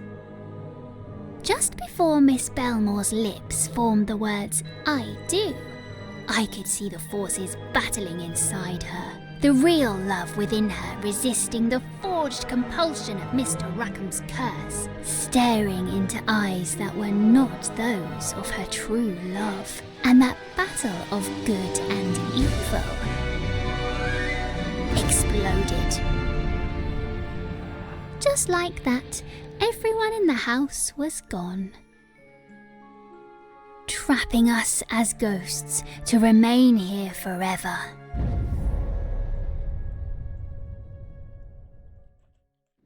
For more than 30 years she's been like this, her mind trapped in an eternal battle between the true love in her heart and the evil magic trying to control her. More than 30 years of never-ending heartbreak. And while Miss Belmore is trapped in torment, do you realise what you've done? You've summoned all the ghosts in the house, including Mr. Rackham, that manipulator, that occultist, that devil, the cause of Miss Belmore's suffering. He's once again free to pursue his evil deeds, because you released him.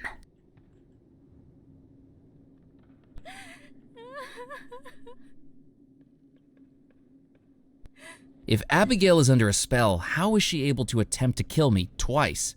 Well, it's never happened before. Maybe she's losing the fight against Mr. Rackham's curse, and the evil inside her is growing more powerful. Oh dear, it's almost too terrible to think about, isn't it?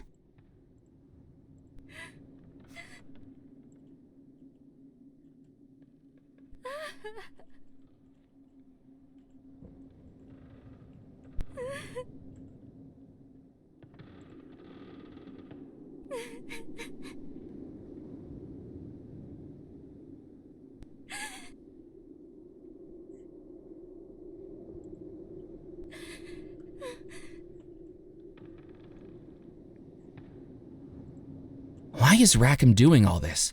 What does he want? He's after the same thing you are, the Belmore treasure. But he's willing to do a lot more to get it. And he doesn't care who gets hurt in the process. I'd say he's a lot more committed than you are.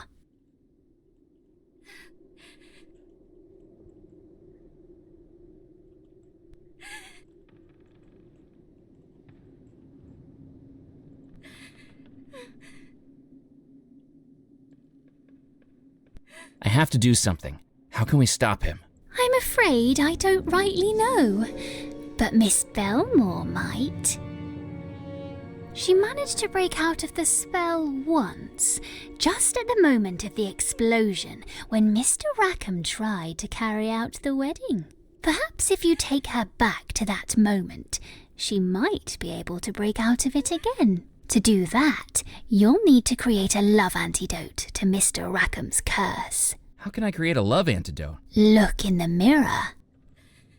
In this reflection, she's as happy as she was on the morning of her wedding. And look, there in front of her, 4 wedding mementos and the echoed music of the wedding march, each one a touchstone of that final happy time. If you could gather those 5 things, perhaps we might bring her back to the moment she escaped the spell, even if just for a moment. There's something else you should know. Mrs. Craddock, the housekeeper, has announced that all wedding preparations are to resume upon the orders of Mr. Rackham. He plans to repeat the wedding tonight.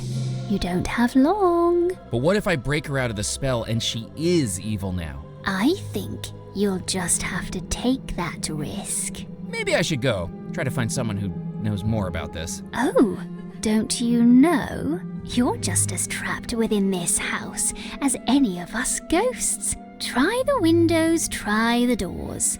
We all have 1,000 times. But it's no use. If you want to escape, she's your only hope. That can't be true. I haven't died.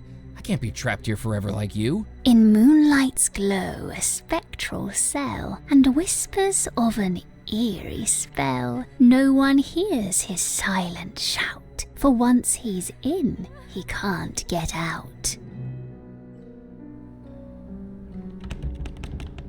No amount of force or technique or desperate longing would open the door. Cordelia was right. I was trapped. And as I looked around at the house that held me, I felt both dead and alive at the same time. Both awake and in a dream, or a nightmare.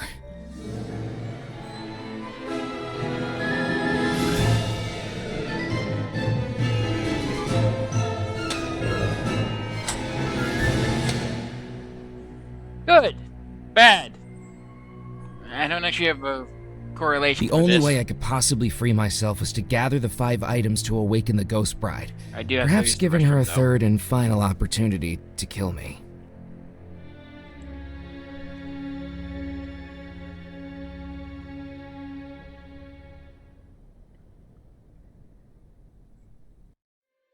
No, use the restroom. I'll come back when I'm. Yeah.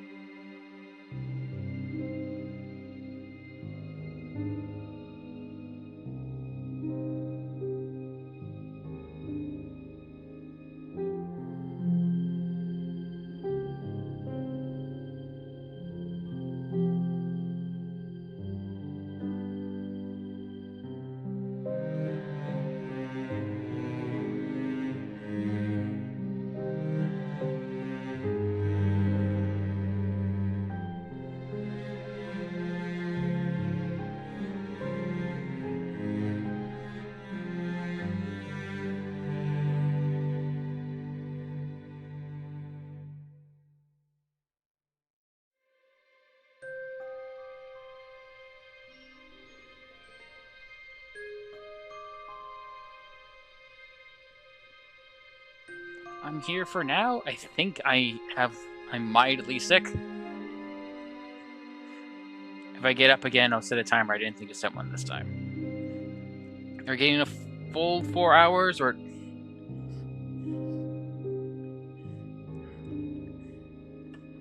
full 4 or 5 hours?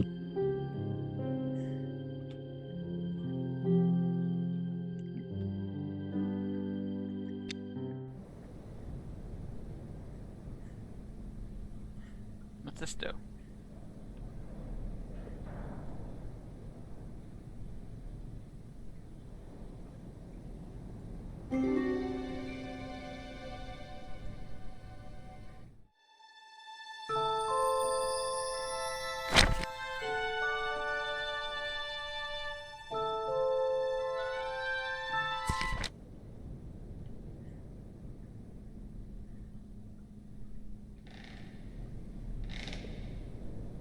Without a flue, the fireplace seemed entirely decorative, and yet, standing in front of it, I could feel a breeze.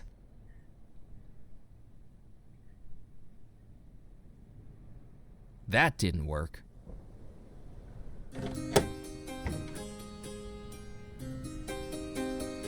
Without knowing what it was, I didn't want to break it.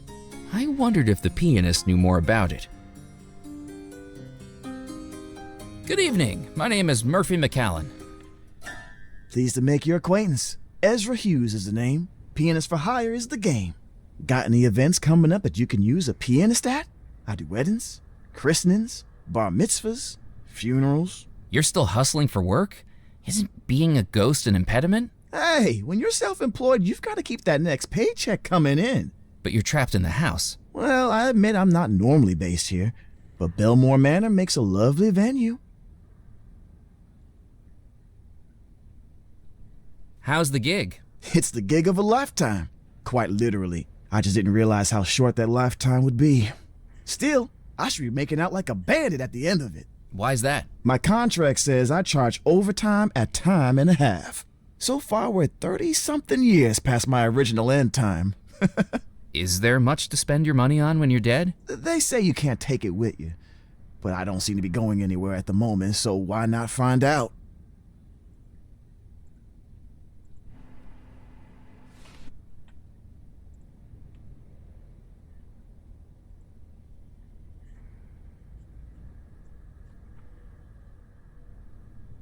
You don't seem to have much of an audience. Most have gone through to the ballroom for the waltz. Still, at least it means I don't have the Southern Belle from hell hovering over me. Who's that? You'll know when you see her.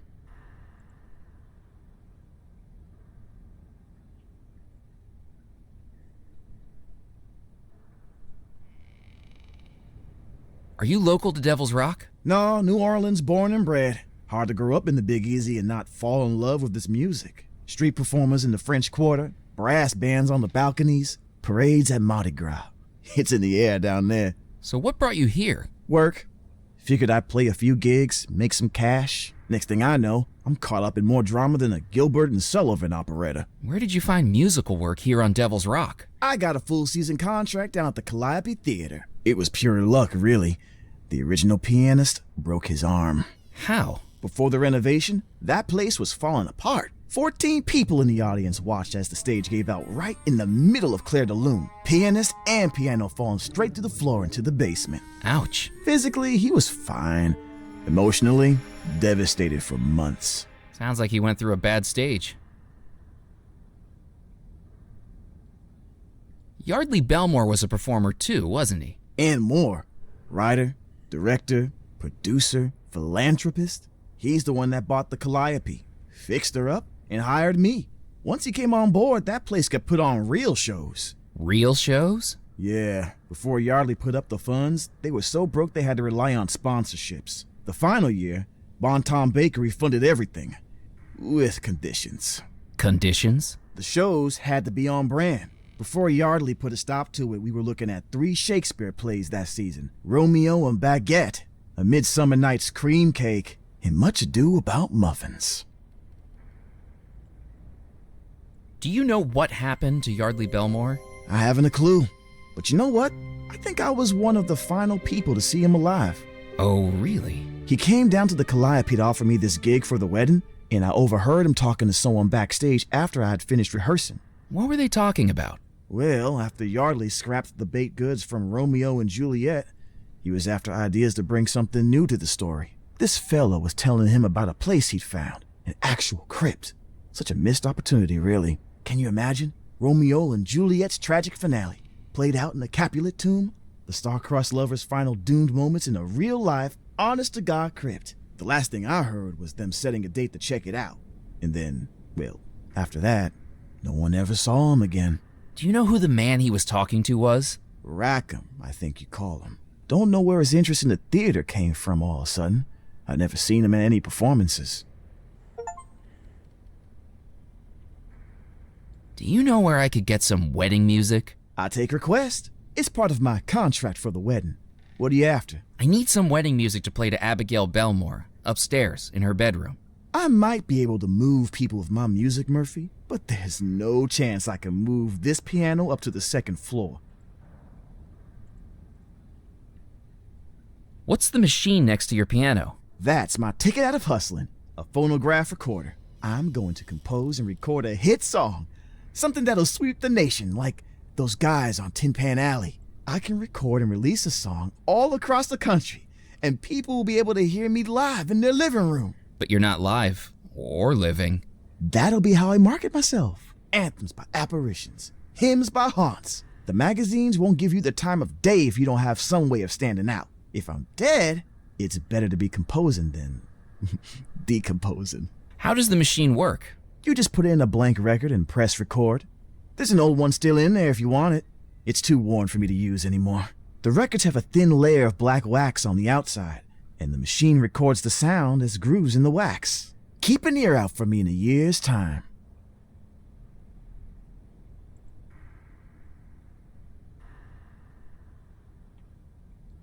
I should get going. See you around, Murphy. I took the record from the recording machine. With its outer coating worn away with age, it wasn't in a state to record onto. So I need to re-wax it.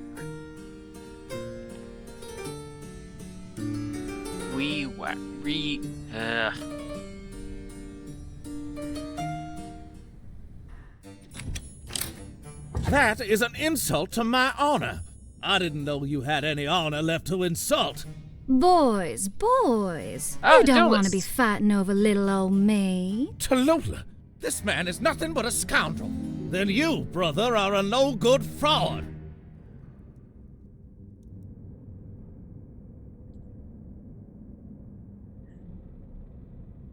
Hello.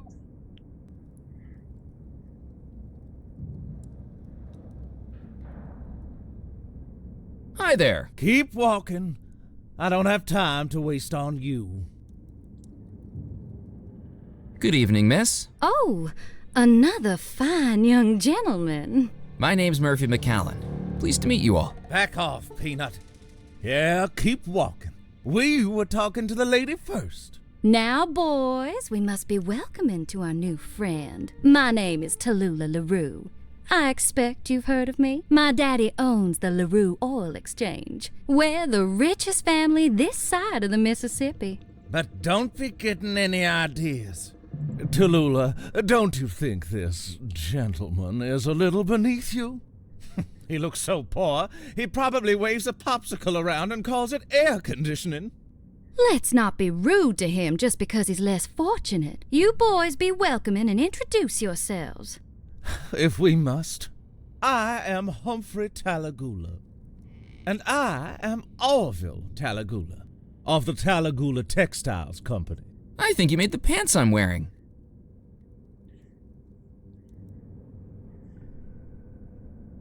Are those pistols they're holding? Orville and I rank top of the leaderboard at the Tallahassee Gun Club. Perhaps take that as a warning to back off.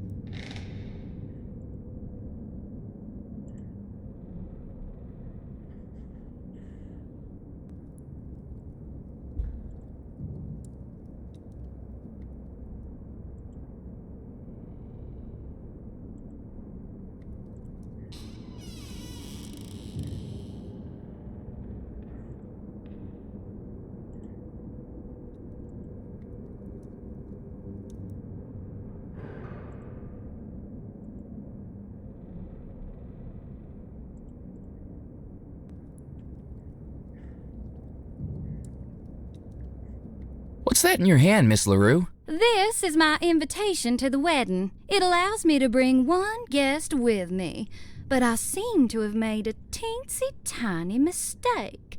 I've invited both boys all the way out here to Devil's Rock when I can only take one of them into the wedding. Now both of these fine fellows are here and want to attend with me, and I just don't know who I should pick. You mean you two don't have an invitation? We may not know the Belmores, but we do know this southern magnolia before us. We were brought to Devil's Rock by passion. I was brought to Devil's Rock by taxi. If you're not using the invitation, perhaps I could take it off your hands? I don't think so, knucklehead. Miss LaRue is going to need that invitation for when I accompany her. Over my dead body? Have you seen yourself? You're already dead.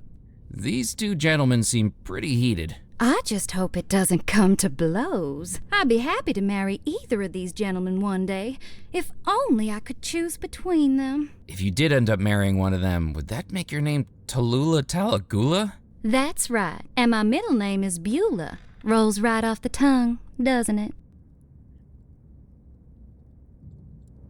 How are you going to decide who to take to the waltz, Miss LaRue? I just don't know if I could decide. I think I'll have to leave it to the boys to decide for me.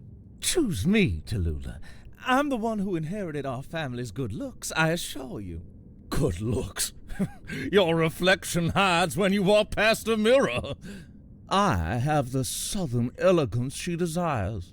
Elegance? You have all the elegance of a drunken pelican. I believe the lady would be better suited for a man of my sophistication. Sophistication? You have all the sophistication of a rodeo clown. It's my bravery that she needs.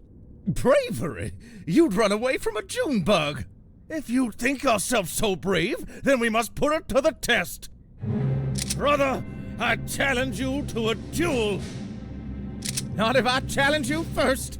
Gee, I wouldn't want a duel to take place because of little old me. But if that's how things have to be, let's get the guns on the table, boys. McCallum, you shall be the adjudicator. I shall? I'm glad you've agreed.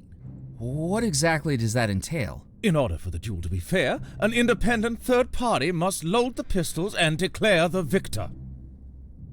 But I've never loaded a pistol before. Don't worry, McCallum. A donkey with a lobotomy could do it. You have at least half a chance.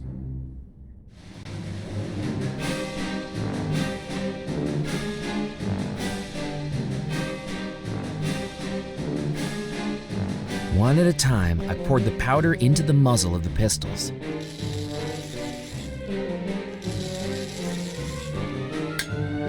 I then dropped the shot into each muzzle. I actually know how to load a flintlock from video games. Finally, I patted the contents down with the ramrod. No pussyfooting around here, boys. I want to see some action. If you miss, you're not the man for me. Fire! Well? I've been hit. Me too. In any other situation, this would have been a tragedy, but it quickly became clear that a duel to the death wouldn't be conclusive when the duelists were both already dead. Oh, neither of you missed? Well, sorry, boys, but I think that's a draw. What a terrible waste of everybody's time.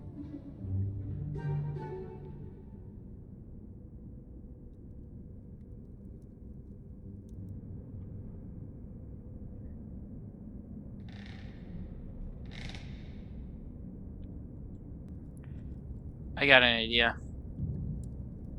Inspired by the pistol duel, a plan began to form in my head. With 2 wooden carvings on either side of the room, I could bore a rough hole in each of them. My, look at the carving. All wooden and carved and wooden.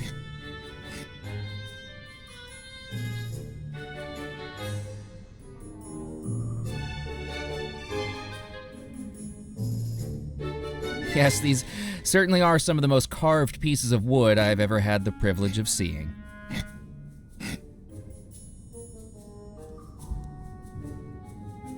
When I was finished, they looked passably like bullet holes.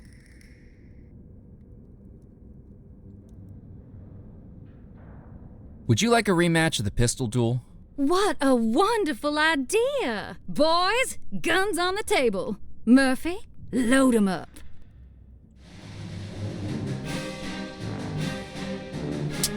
Stealthily, I took the button, one at a time.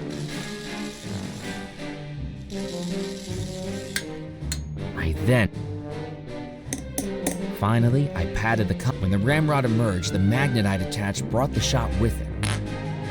With the prestidigitation of a magician, I dropped it discreetly back into the shot tub. To anyone else, the pistols appeared to be properly loaded. Remember, boys, if you miss, you're not the man for me. Fire! I'm not hit. Well, neither am I. You both missed. Are you sure the pistol's fired? Look, there's a bullet hole in the carving. And in the carving over there. So what does that mean? Who lost? Looks like you both did. Then who's going to accompany Miss LaRue? I think the lady's words were, if you miss, you're not the man for me.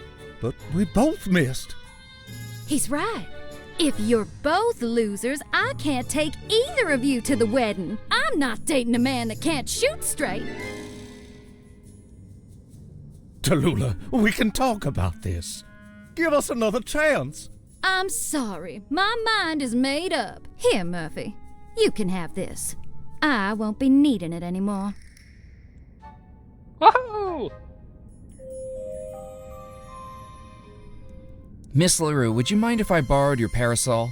Don't be silly, Murphy. It's a beautiful evening outside. You have no use for it. But I'm sure I can be of help to you if the weather turns sour.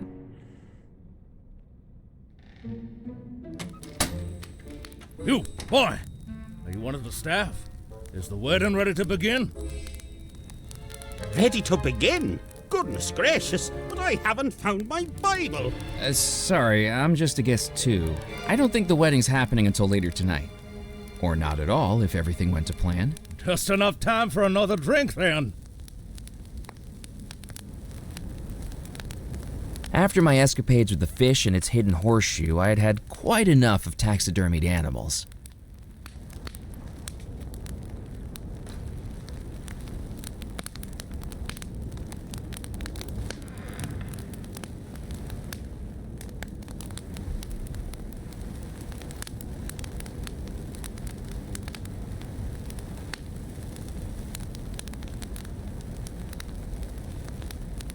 This. Can I take this? I picked up the vase. From the delicate porcelain and hand-painted ornamentation, it looked like it must have been worth a fortune. Ming Dynasty, perhaps? Foskett, Why is that young man picking up that chamber pot? I have absolutely no idea. Or perhaps not.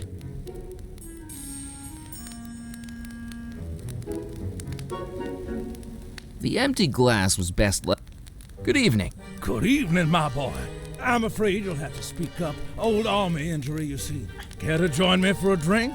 Colonel Bloom, how many times must I warn you about your predilection for hard drinking? It's not hard drinking. It's very easy. What do you say, my boy? You care for a nip? I probably shouldn't. I'm a little preoccupied at the moment. Well, don't go saving it for the toast. You'll be waiting decades. See, this is what I was talking about. This is the kind of ungracious, ungentlemanly behavior that will spell your doom, Colonel. Stop trying to threaten me with eternal damnation, Foskett. If it was going to happen, it would have happened by now. I'm pretty sure I'm dead at this moment, and I don't see any evidence of women playing harps. Just you harping on at me.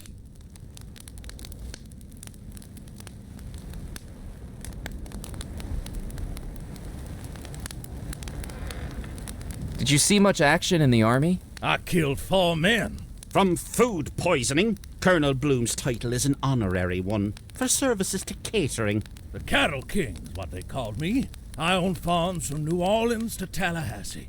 Beef, leather, dairy. It was a roaring trade. Or at least a mooing one. Those cows, they were my army. I tell you, everything a man needs can be provided by a good troop of cows. Herd of cows. Of course I've heard of cows. I was just talking about them.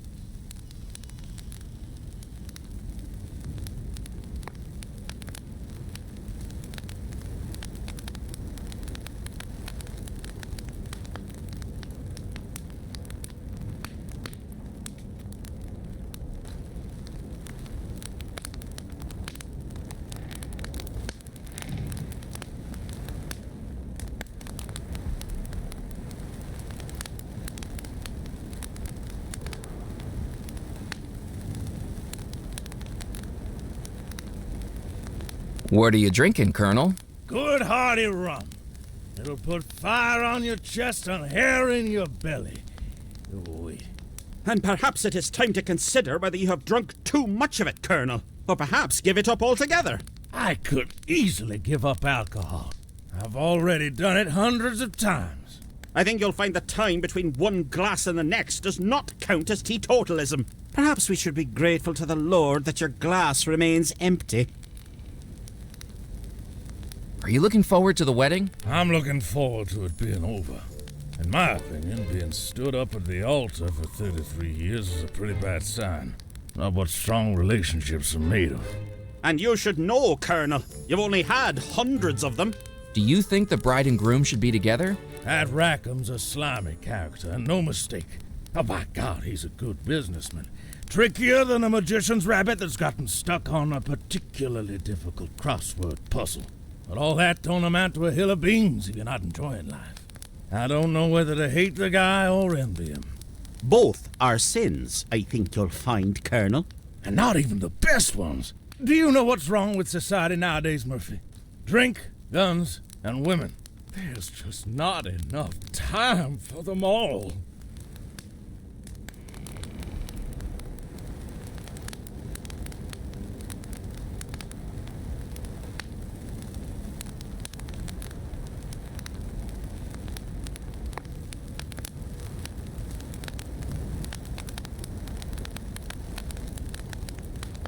Dewey. At your leisure, my boy. Idle hand. Try idling your mouth for... Good evening.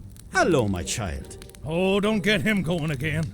And what is your name? Murphy McCallan. Hello, Murphy. I am Father Foskett, spiritual shepherd of St. Juniper's Parish. Have you seen the good book? I'm not the most religious person, but I have read parts. No, I mean that rather more literally. I've lost my Bible and have no idea where I put it. Have you seen it? I haven't, I'm afraid. Pity.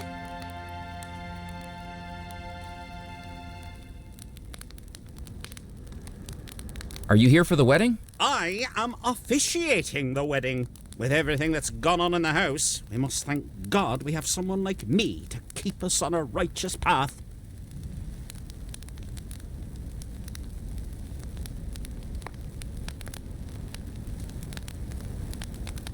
I've been told that Abigail Belmore doesn't really want to marry Rackham. You need to call the wedding off. We shall stick to the system, young Mr. McKellen. Objections should be heard during the ceremony, not before, when all parties may articulate their feelings on the matter. These things are greater than you and I, you know. Until then, we must treat the wedding as the joyous occasion it is.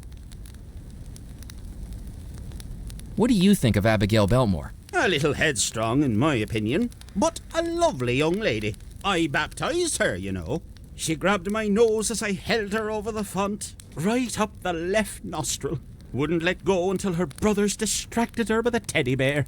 Still, she's a very caring girl. Just not two ecclesiastical noses.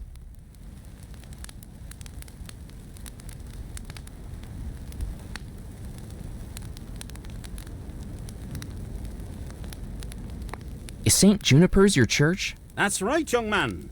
A beacon of godliness on an otherwise spiritually desolate isle. I hate to be the bearer of bad news, but I think St. Juniper has been taken over by rum runners. Criminals? In my church? Good God! They must be removed immediately. Let's not be too hasty. They sound like my type of gentleman. That's the type of church I can see myself attending. I could do with less of your opinions, thank you. Many things can be preserved in alcohol, Colonel. Dignity is not one of them.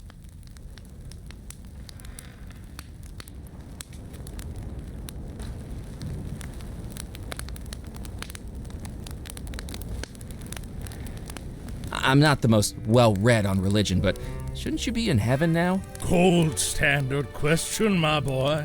Well, I'll admit this isn't what I expected. Perhaps the good book has some missing passages. I think we can do without your theological input, Colonel. Is there a way to fix it? Well, that's precisely what I'm doing, young man, as we speak. It looks like you're just sitting in an armchair. You don't see the metaphorical cogs whirring around in my head, the tick and the tock of the thanatological matters in my mind. To the layman, I might appear to be just sitting in an armchair, but in reality, I am studying the Bible, or at least I would be, if I hadn't lost it. You've lost it, all right.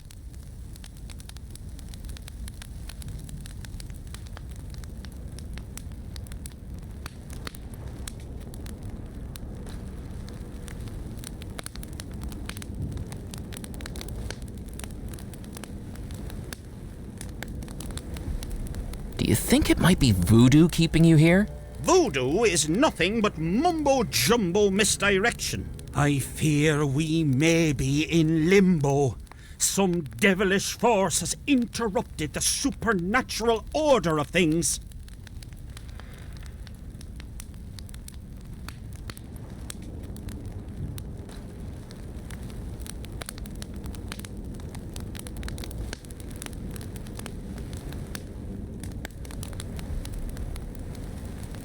Have you two gentlemen known each other long? Gentleman's a stretch. Don't be so hard on yourself, Foskett.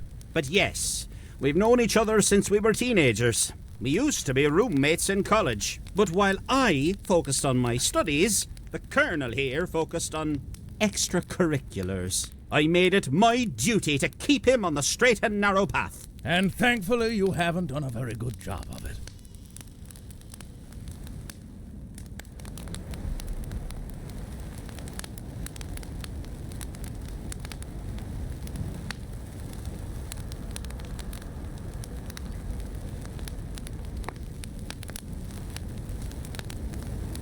I think Rackham might be practicing black magic. That Not is sure an if it's back-wordy extraordinary or it's just accusation. my stomach bothering me. I refuse to hear another word of it. He is a God-fearing man who always attends the sailor services, and he has donated generously to the church and my vacation fund. The culprit here is that awful sailor Abigail was going to marry. It is precisely because Miss Belmore's marriage to Mr. John Rackham was interrupted that we are still here. And why we must continue the wedding as planned tonight. It shall be our way out.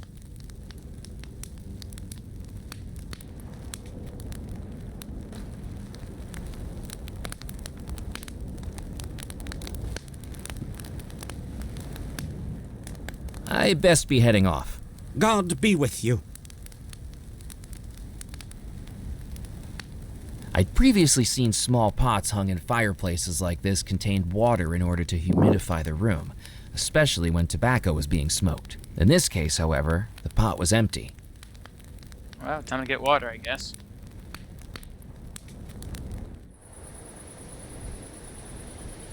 I couldn't reach the skeleton from inside the house.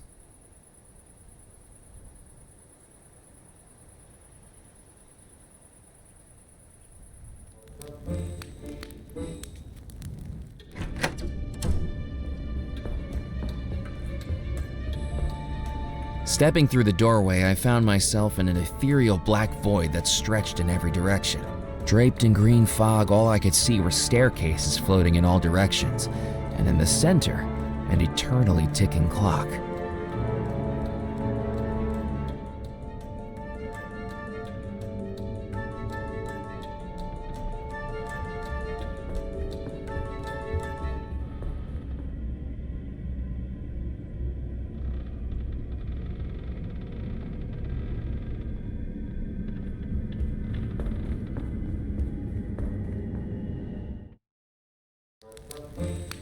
Is that little whippersnapper playing on the staircases again? No, it's not him this time. But how that wayward whelp's mother allows him to run riot through that cursed room baffles me. When it comes to Sebastian Pock, I think King Herod might have had a point.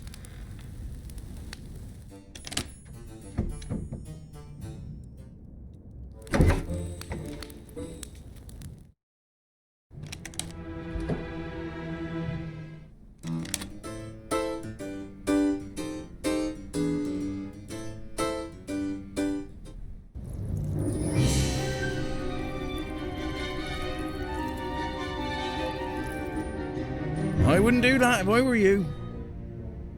Why not? You're still flesh and blood, aren't you?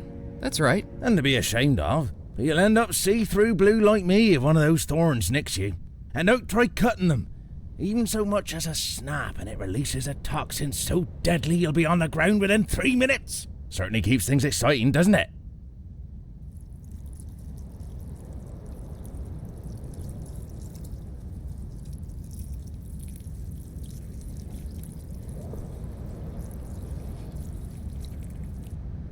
Watch out for that vine down there. Little bugger was trying to make a break for it earlier. Oh, okay. Will do. I didn't have the slightest idea what the gardener was warning me about. Like a snake coiling around its prey, it soon became apparent. Help! Help! What's all the fuss about? This vine's got me. It won't let go. Oh, she likes you, she does. Well, the sentiment isn't mutual. I've never seen the plant so attached to someone before. That's exactly the problem. Its hold was getting tighter. I needed to get away before I was dragged into the flower beds. Bad vine.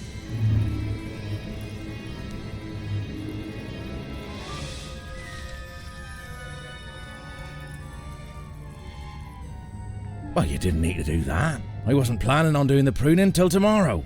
What was that? Just a Devil's Rock creeper. Oh, they do seem to have gotten a lot more active since I was last tending the garden, though. First, the animals on this island had tried to eat me. Now I was finding out the plants wanted a nibble too.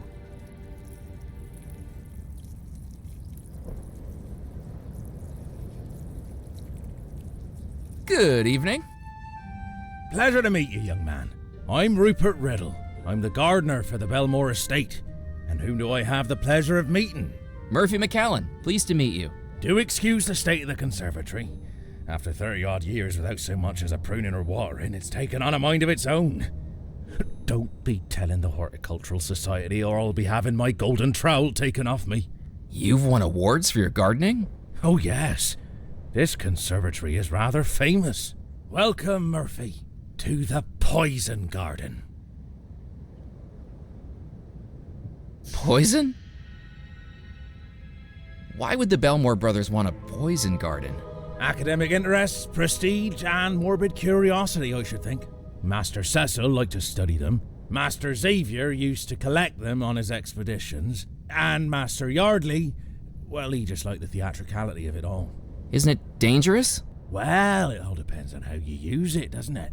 A few berries of deadly nightshade could kill a person or cure their headache. Hemlock killed Socrates, but I used it to treat my arthritis. These plants may be dangerous, but that's because they're powerful and mysterious.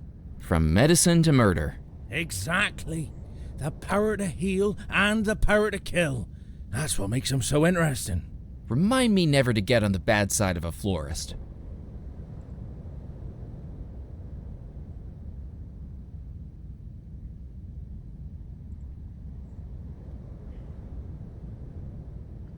What's the secret to growing your garden? Plants need the same things as you and me, they do. Food, water, sunlight, and someone to chitter-chatter with. You talk to your plants? And sing. What kinds of songs do poisonous plants like? Vaudeville, mainly. Tarara-boom-de-ay always goes down a treat. Tarara-boom-de-ay, I'm with plants all the day. To sing's the only way to grow my shrub display. Vegetation brings elation to me.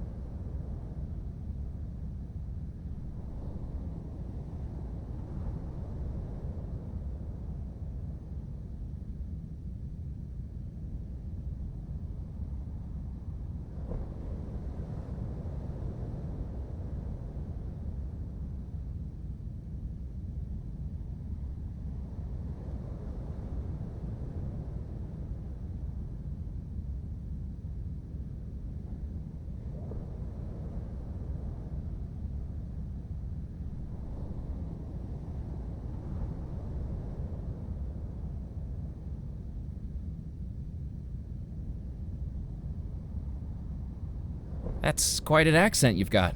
Where are you from? Jolly old England, just outside Bristol. God's own country. The green and pleasant land where my love of horticulture bloomed. I caught the gardening bug at an early age, you see. Histoplasmosis. I was in hospital for 8 months, all told.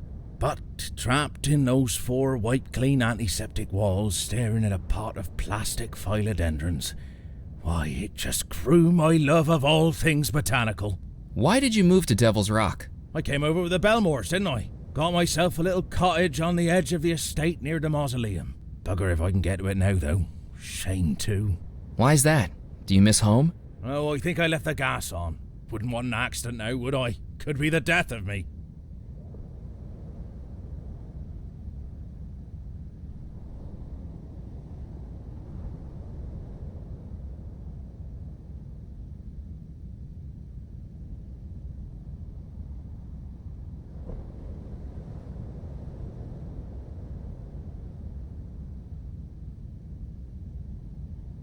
What are you working on at the moment?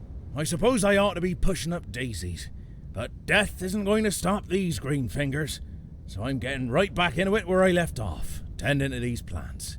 It's not quite the same as it used to be, I must admit. How so? I suppose, being dead now, they've lost some of their allure. It used to be that one prick of the finger, one wipe of the nose, one accidental inhalation of a seed, and that would be the end of it. Things just aren't as exciting anymore.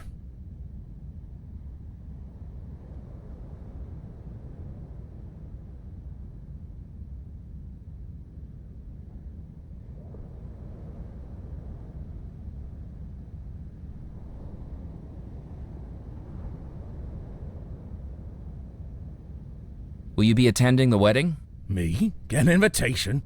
I'm not sure overalls would meet the dress code. But it's a good thing, too. I wouldn't trust that Rackham with a hosepipe on a hot day. Why not? Well, it's not like me to tell tales.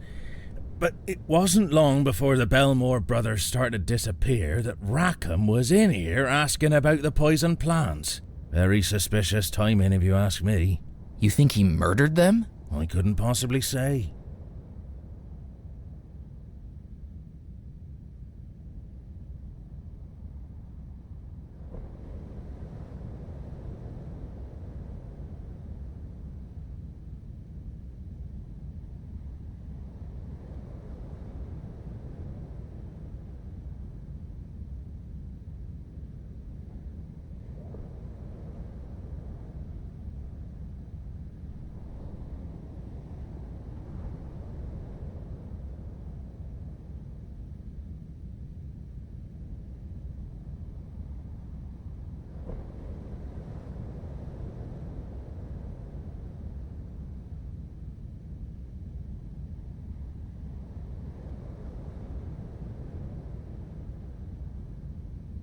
I need a bouquet. Can you help me? I'm a gardener, not a flower arranger, Murphy.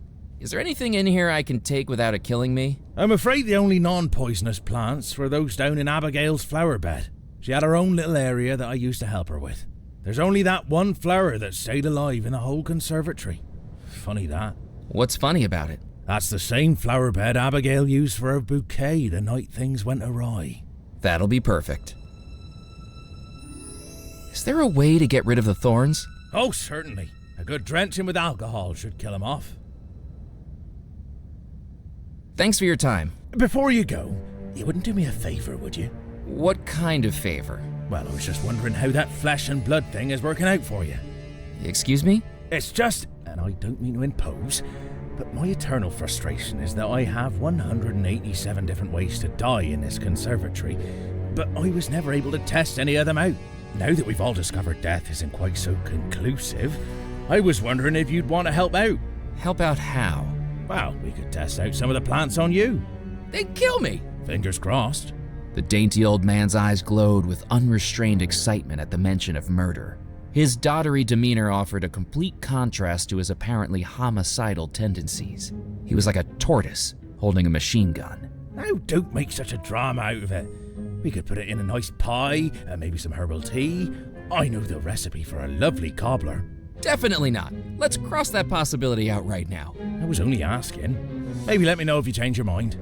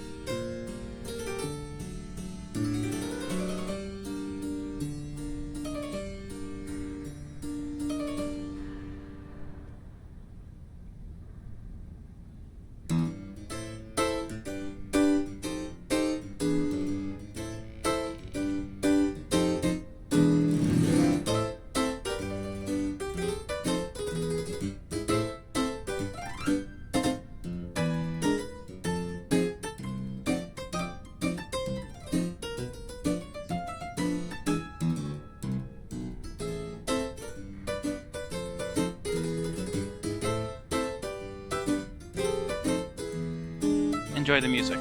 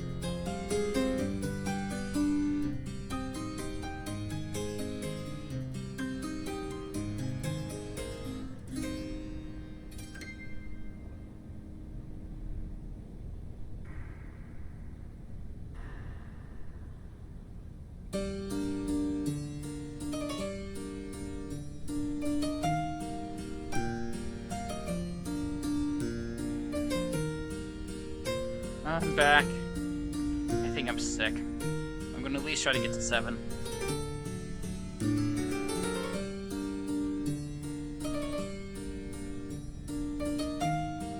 Or 6, I don't know.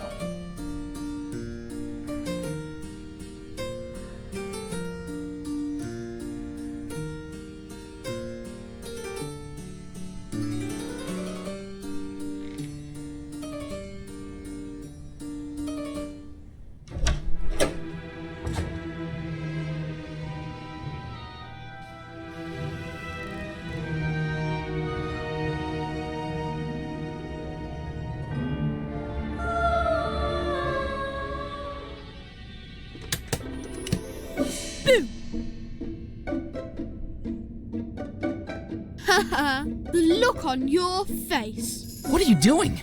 Oh, you could have scared me to death. Imagine how cool that would be. I don't think I'd be very happy about that. Baby. Who are you anyway? My name's Murphy McCallan. I'm a guest. Who are you? I'm Sebastian Pock. The little boy puffed out his chest with a grin that would make the Cheshire Cat jealous. What were you doing in the trunk? Playing hide and seek. That stuffy old vicar challenged me to a game and hasn't found me in more than 33 years. Don't you know it's dangerous to shut yourself up in places like that? You could have gotten locked in. Well, it's funny you say that, actually. I think the latch closed on me while I was inside. Still, what's the worst that could happen? I'm already dead.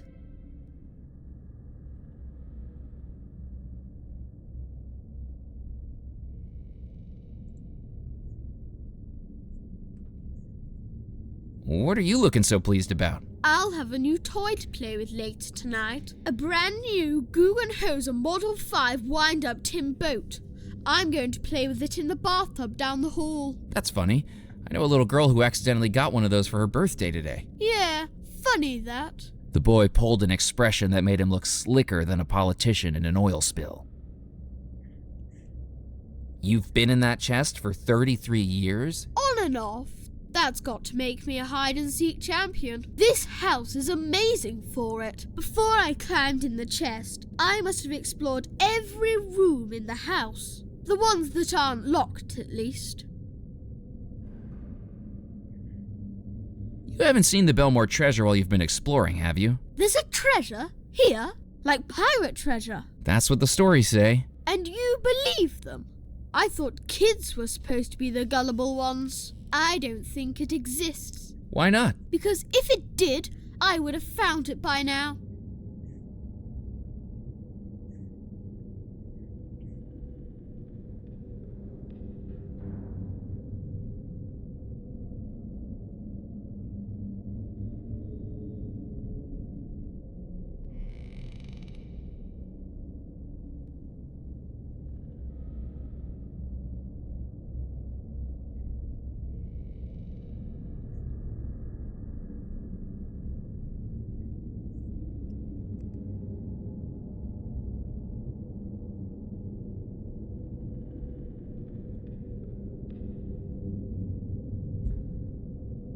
I heard some of the other ghosts talking about a boy playing in the staircase room. That was you, wasn't it? Sure was. How did you know? In truth, the description of wayward whelp was the giveaway. But as long as Sebastian knew something I didn't, I needed to contain my annoyance. Lucky guess. Do you know how to get through the staircase room? Oh, sure. I know every route in this house. You've got to be as good at hide and seek as I am. I bet I could beat you without even leaving this room. Sebastian, I really need to get through the staircase room.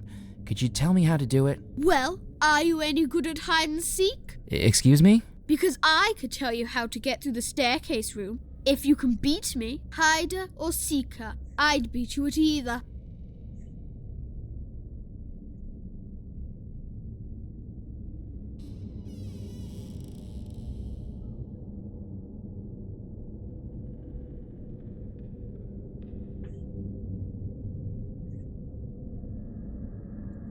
This is a long shot, but do you know Mallory Wisp? Sure, I know Princess Stink. She was getting a tin boat too. I know. I swapped over the pages in the toy catalogue, so she ordered the wrong thing. She'll get fed up with it, and I'll get to play with it instead. Well, that wasn't a nice thing to do. Nice guys finish last. That's what my father says. How are you and Mallory able to talk? You're a ghost and she's... A flesh bag. Right. A blood pumper, an air guzzler, a bone puppet, a muscle wriggler. Hey, I get the idea. How come you can talk to her? Children aren't so close-minded, I guess. Plus, she's the only person brave enough to come up to the house.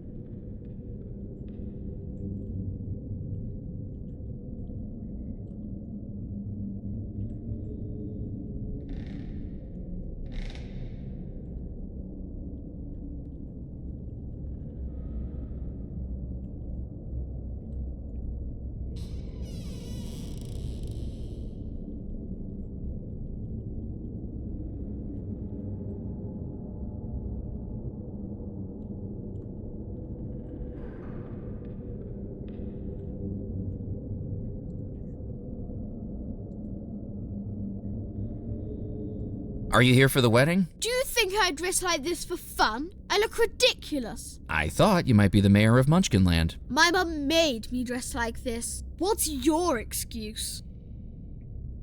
Do you know the man in the portrait behind you? I don't want to look at it. Gives me the creeps. It's John Rackham, isn't it? Shh! Mum says we're not allowed to say his name.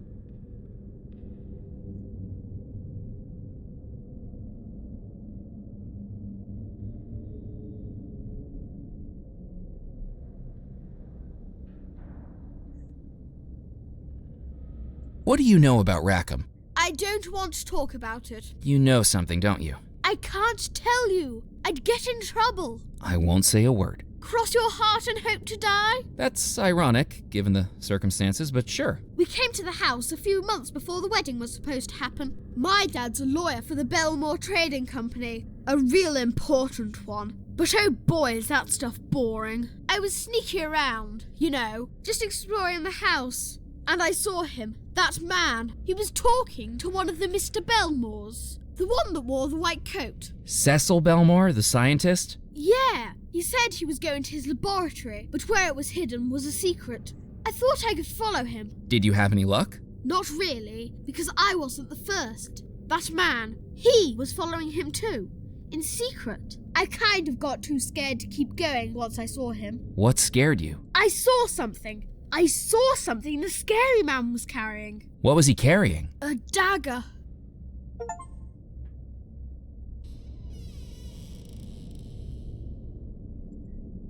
You seek, I'll hide. You're on. Can I do this? I just immediately thought of, how can I cheat?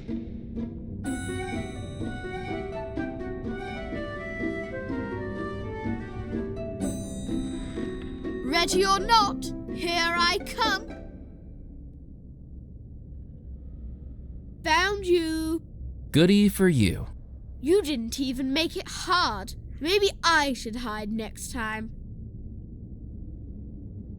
Hello, Sebastian. Back for a rematch? You hide, I'll seek. Great. Eyes closed and count 5 Mississippis. I won't even leave the room. 1 Mississippi, 2 Mississippi, 3 Mississippi, 4 Mississippi, 5 Mississippi. Ready or not, here I come.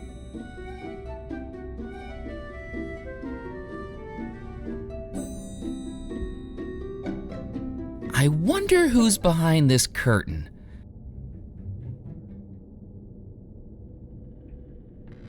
What? How'd you find me? Maybe you're not the best at this after all.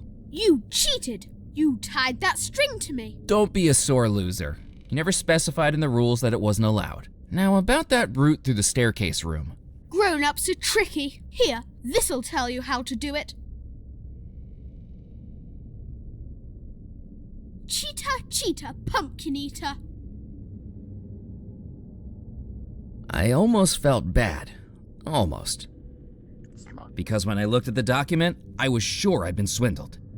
What I'd been given wasn't a blueprint of the house, but a wedding schedule scribbled on in colored crayon. It was a wedding schedule for this evening, but the printed times had been replaced with new times drawn in colorful crayon.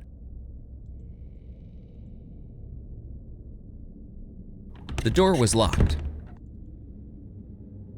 The door was locked. The door was locked. Gazing into the portrait's eyes sent a shudder through me, and I realized it must have been a portrait of Rackham. His eyes looked back, almost as if he were scowling right at me.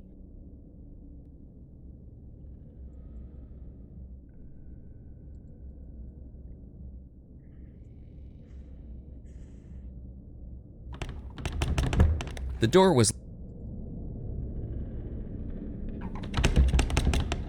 was locked. Hey, Cordelia. Oh, hello again, Mr. McCallan. Have you made the love antidote yet? I'm working on it, even though I'm still not sure it's a good idea. The skeleton hanging from the tree outside. That's the sailor, isn't it? What's left of him? I do hope it's a mess I don't have to tidy up. Isn't the sailor's ghost trapped in the house too? Oh no! He killed himself hours before the curse took hold. He will have long since passed over to the spirit realm. Lucky escape, some might say. It was lucky to be so distraught he committed suicide? It's better than being trapped in this house for eternity. Do you know why I can't leave Belmore Manor? We ghosts have been trapped here ever since the explosion, but I don't know why someone still living would be unable to leave. I was able to get out the last time I was here. Even if it was via the balcony and into the pond. I don't want to try that again. Something must be keeping you here now. Better hope it's not Mr. Rackham.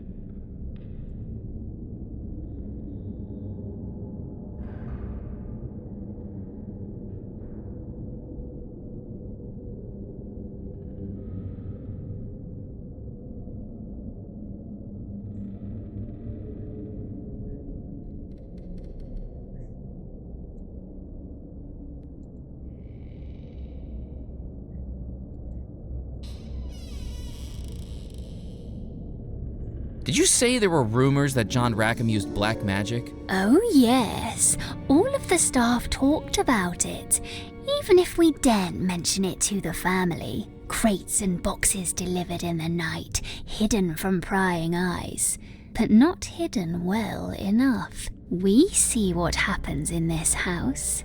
We hear the whispers in the night. We know.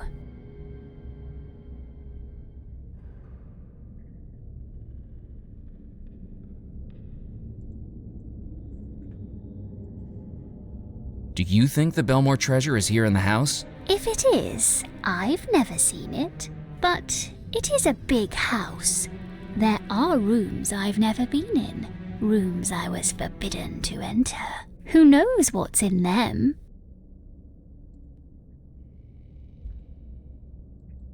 How did Abigail and the sailor meet? It was aboard one of the Belmore ships. Miss Belmore was never one to be caged up inside the house, always wanting to go away on her brother's voyages. But they were a good deal older than her, and very protective after they all lost their parents. So she made a plan to stow away. Did she manage to do it? No, she was caught mere hours before the ships left port from Deadnettle, covered over in spare sail. Who discovered her? That young sailor. I don't think she was best pleased that he had to tell her brothers, and he did, but she didn't hold it against him. Instead, he told her of the voyages on each return to Deadnettle, and as the months progressed, she took more and more of a liking to him. I suppose fate will always bring two soulmates together, even when they least expect it. And that's how they fell in love. The young sailor promised that one day they would explore the world together. But until that day arrived, he would carry her in his heart on every voyage he undertook. He carved a wooden compass, split it into 2 pieces, and they each carried one, promising that despite their time apart, the necklace would be reunited once they were back together. Ah, how romantic.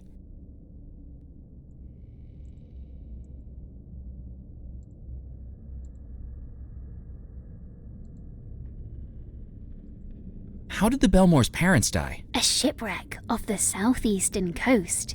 28 perished, with just 1 survivor.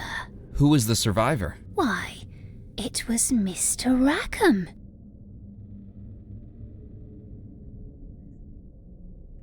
Where do these doors behind me go? The middle door goes up to the cupola, but the key's been lost ever since Master Cecil died.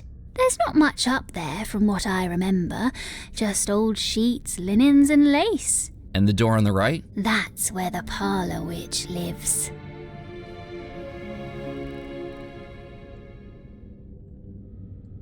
Did you say a witch lives in the house? Oh yes, didn't you know? Mr. Rackham isn't the only one said to delve into the supernatural. Perhaps poor little Abigail was just an innocent, caught in the middle of Mr. Rackham's and her brother's dark dealings. Who is she? Is she still there now? I should think so. The Belmores brought her to the house not long before they disappeared, though after moving into the house, she was never seen again.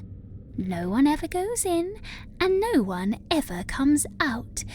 I don't even think Mrs. Craddock can get in there.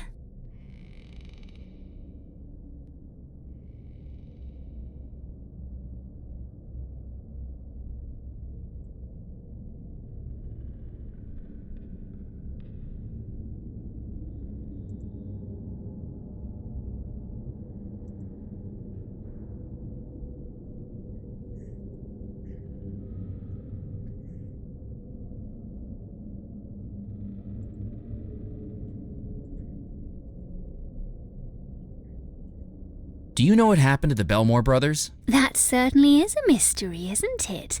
But I'm afraid I don't know. My duties were to help Miss Belmore, while Mrs. Craddock dealt with the masters. Although what? I did see Master Xavier on the day he died.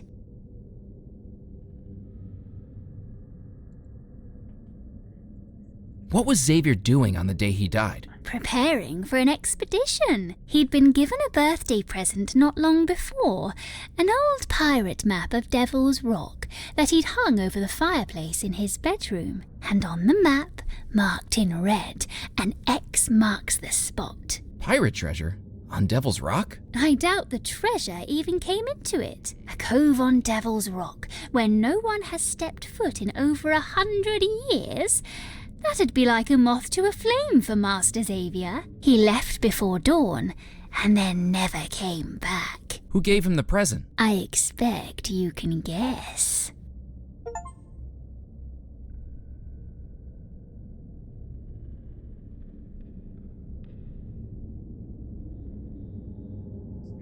make my bed.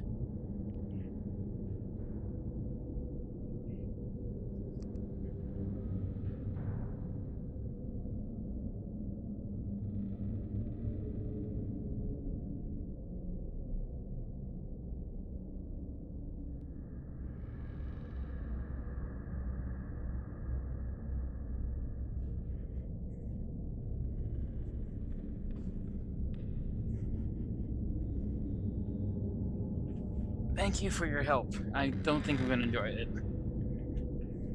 Thank you for your help. You're I'm gonna steal from welcome. you. It gets pretty boring after 30 years trapped here. You're much more exciting to watch.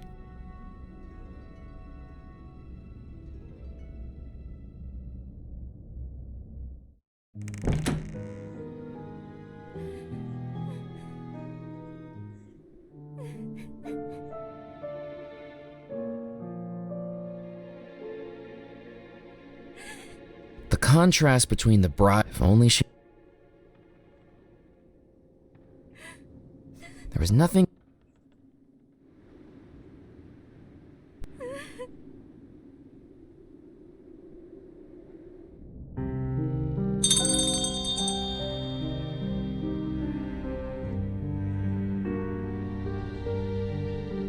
Coming!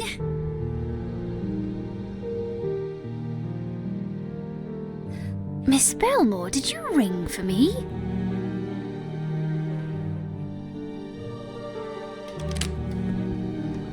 I'm just gonna steal this.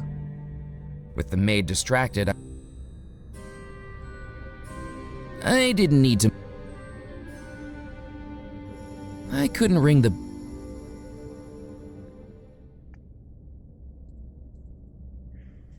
Where the hell am I gonna find Rob?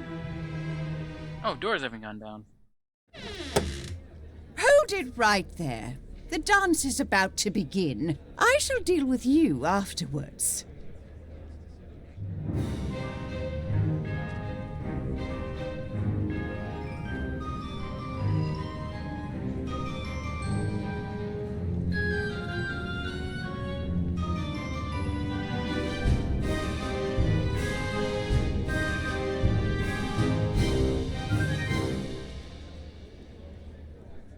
The skill, the move. Now then, An invitation. to this celebration, we have all manner of help running around. Imagine that if you want to come in, rules are rules. I am Mrs. Elaine Craddock. Murphy McCallan. Evident. Good evening, Mrs. Oh, How long have you worked at Belmore Manor? I've been here since the final finial finished off the cupola. Before even the Belmores themselves moved in, I was getting this house ready for them.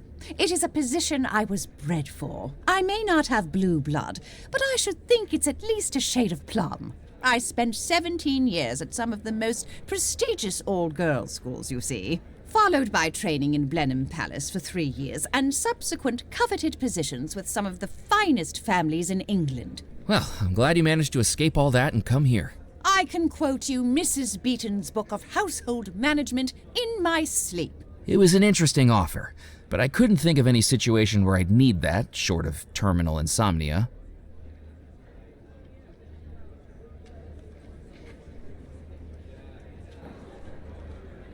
You must know Belmore Manor quite well. Like the back of my hand. Built between 1885 and 1888 in a mixture of antebellum and Victorian styles, and designed by the Belmore brothers themselves. Until, of course, they disappeared after living here only a year.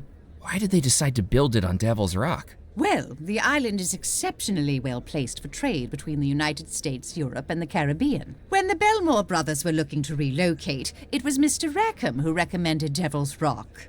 It's just a pity about the name. You speak very highly of Mr. Rackham.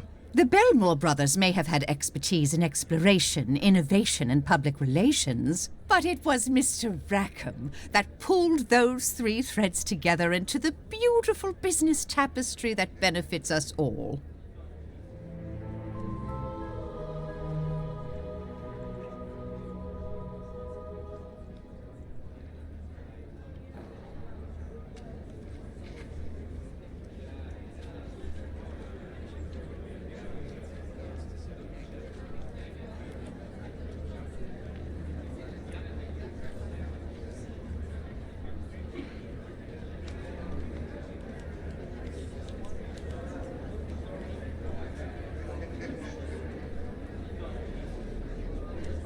Do you know anything about the treasure of Belmore Manor? The stuff of whimsy. The Belmore family had their capital invested in stocks and bonds, not hoarded in a heap like some fairy tale dragon. And don't even think about snooping around the house looking for anything, or I shall have you removed from the premises. If anyone would know of a secret treasure hidden in this house, it would be me.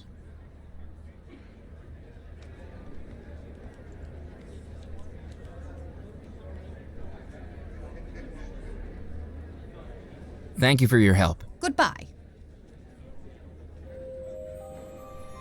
It was an invitation card for the Belmore Manor wedding.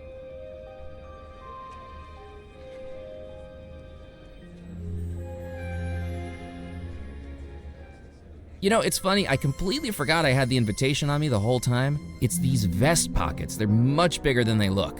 Seriously, you wouldn't believe the number of things I've been carrying around with me tonight. You have an invitation?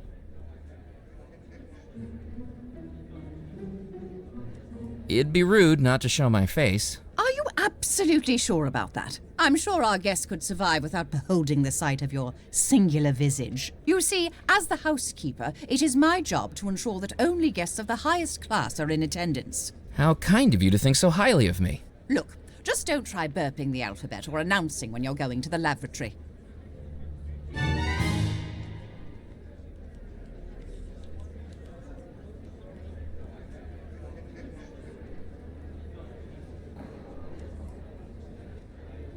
Walking around the upstairs mezzanine, I found myself in a small balcony overlooking the dance floor, where a tabletop of placards had been set out. At the side, a board marked dance steps looked like it would hold the placards in a chosen order, directing the dance below. All I had to do was set it up, then ring the bell.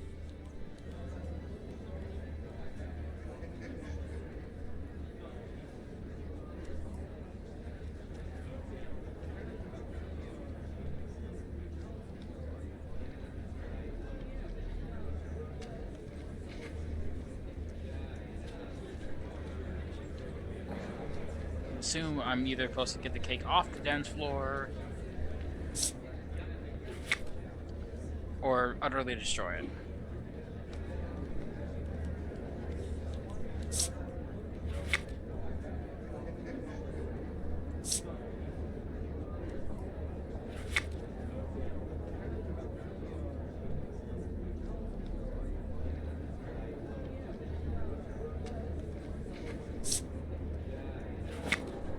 Putting these willy-nilly, really.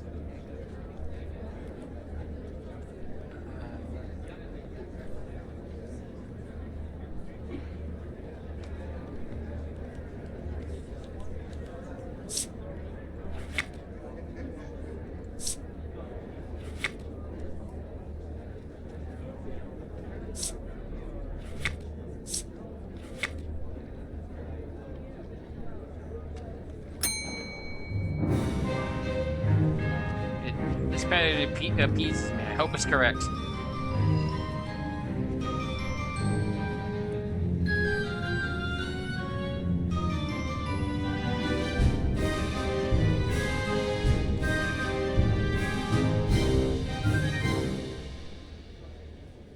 The dancers moved around the dance floor like clockwork soldiers, directed by the moves on the board, and with their movements, the cart holding the wedding cake could be pushed around too.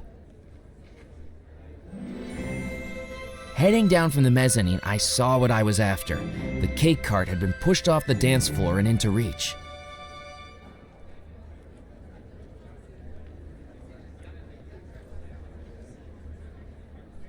While Mrs. Craddock rubbed her temples, I had a moment of opportunity. I knew I wasn't supposed to cut the cake if I wasn't the groom, but these were unusual circumstances.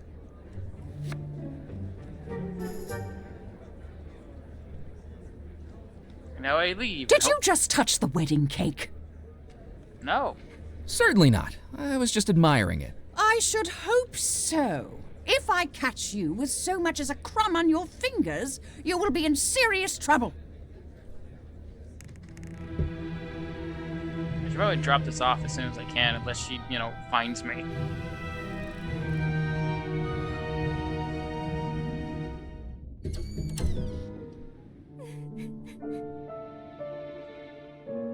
I I placed the wedding cake on the dresser. There were 4 items left.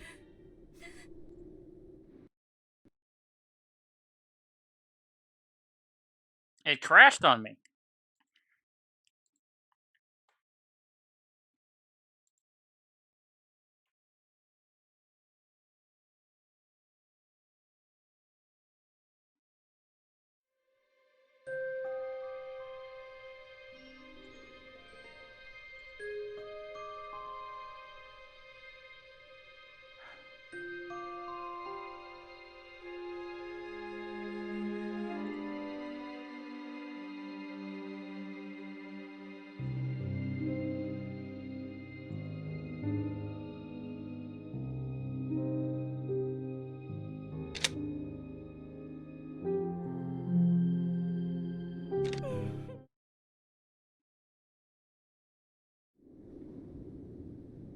Trying to find the lost treasure of Belmore Manor, Murphy McKellen found the device of a witch doctor and frees the ghost of Belmore Manor with a summoning spell.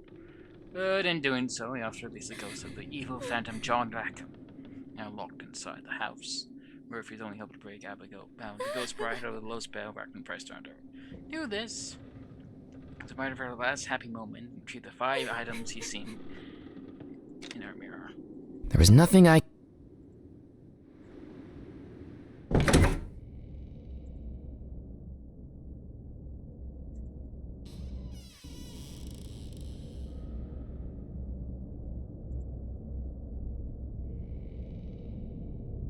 There was nothing but...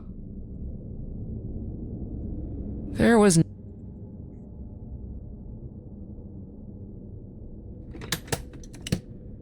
The trunk was empty.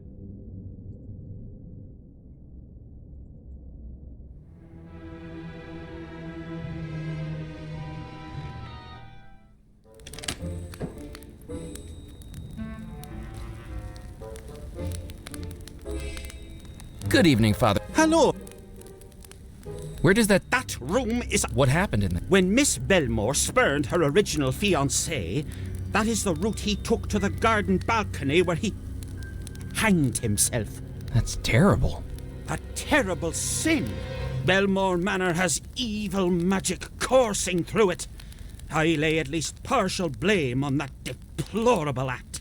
That room is filled with nothing but impassable evil. It is as though the house itself refuses passage to the bewitched balcony.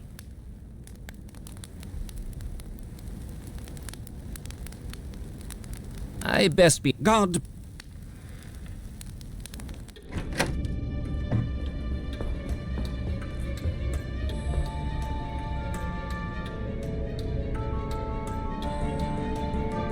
There was no way...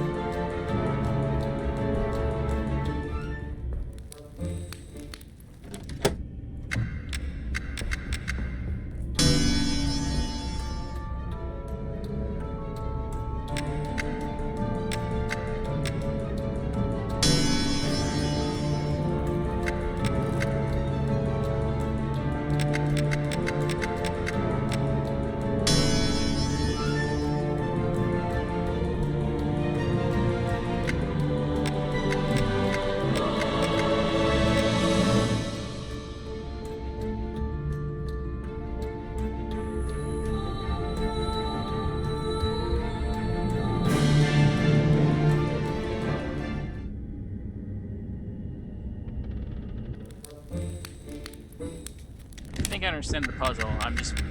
I decided I needed to head out onto the bride. Yes, I know. I'm doing it, you jackass.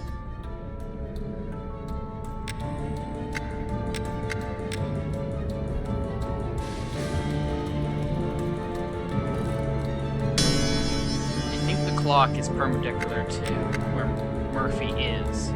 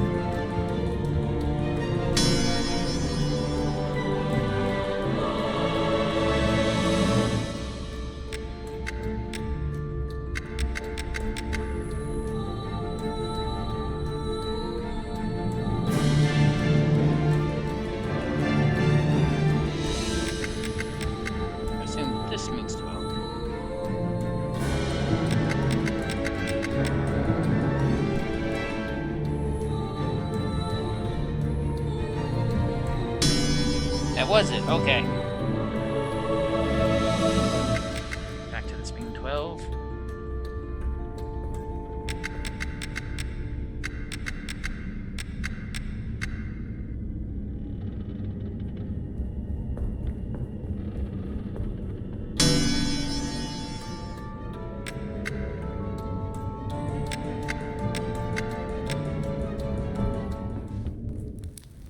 Damn it.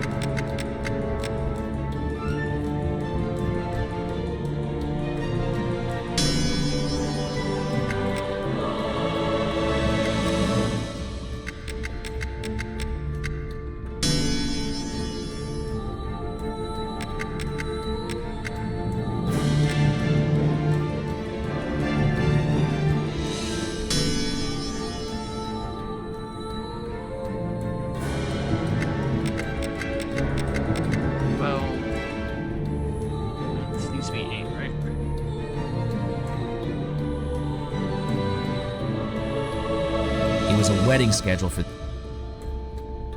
I'm gonna hope that's an 8. So 4, 5, 6, 7. I mean, if it's not, I'll just assume it's 5. Fuck!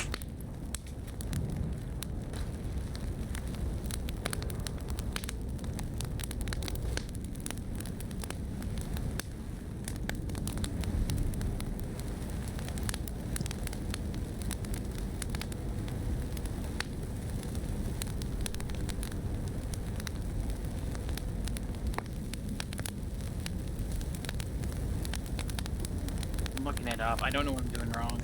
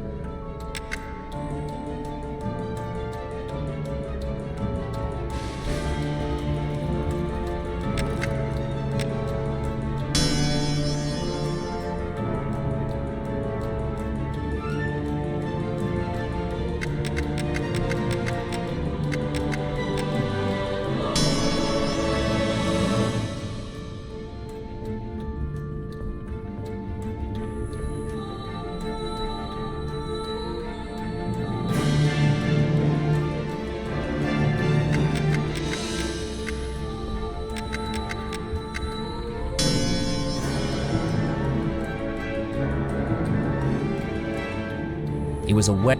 It was a.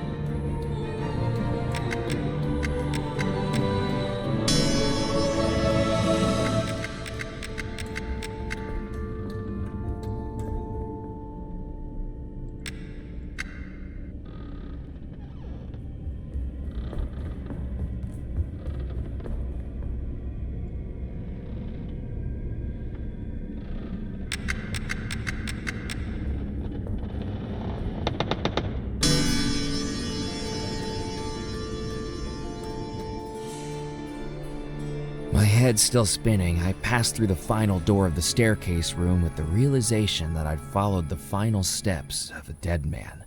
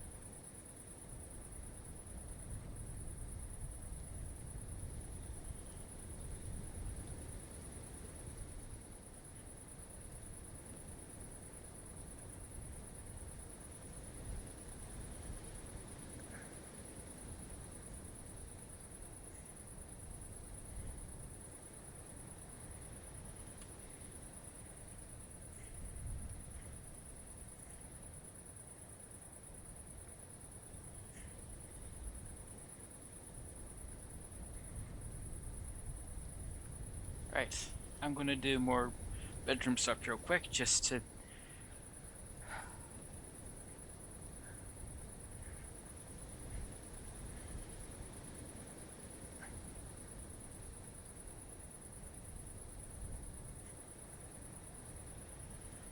That was very dumb. I don't want to do that again.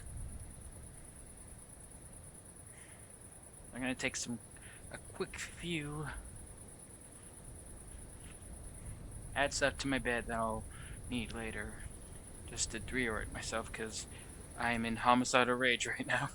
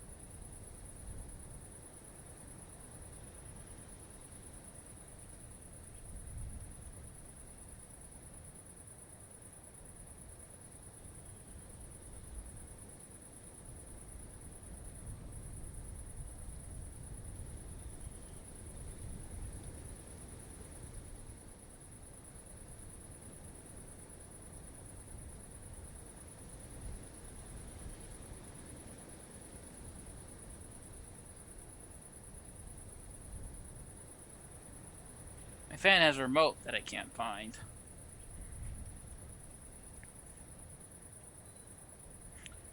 I'll look for it later.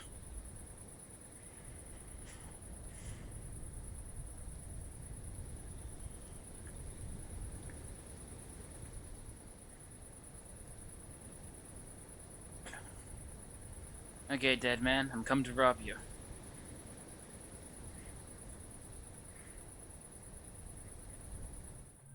I'd never been in love, yet seeing the drastic measures the sailor had resorted to, I felt his pain all too viscerally. The happiest day of his life became the day his true love rejected him. It must have broken him.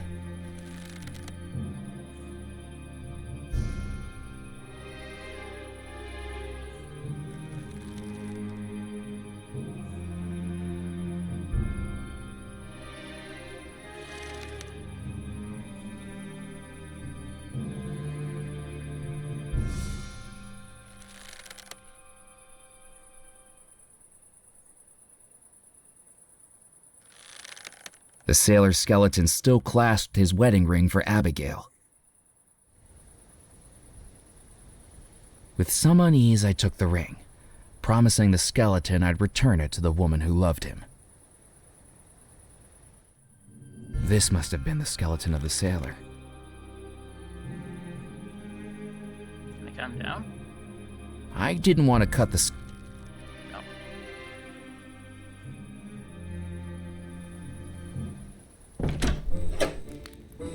I hope I never have to go out there again, because I don't want to do that fucking puzzle again.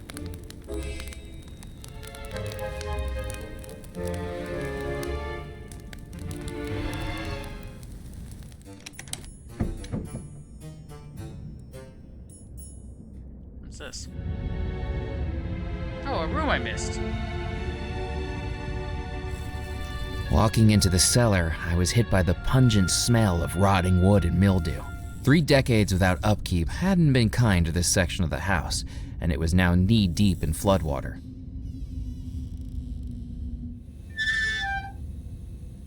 The label read, magnetic carriage, theater rotation, orrery track, barrel lip, electrograph, lightning rod, ground. I took the handful of candles from on top of the fuse box. Knowing the type of animals that lived in the murky water on this island, there was no way I was stepping into the floodwater. I flipped the switch, but nothing. The wine racks were largely bare. I know I have candles.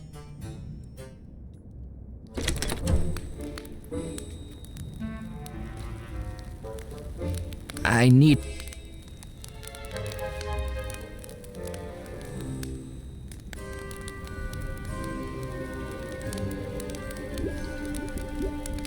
I dropped the candles into the empty pot hanging in the fireplace. They soon began to melt and bubble. Double, toil and trouble. Goodness gracious! That isn't more satanic sorcery, is it? I'm sorry, I was just quoting Macbeth. Well, don't. Carefully, I dipped the record into the molten candle wax.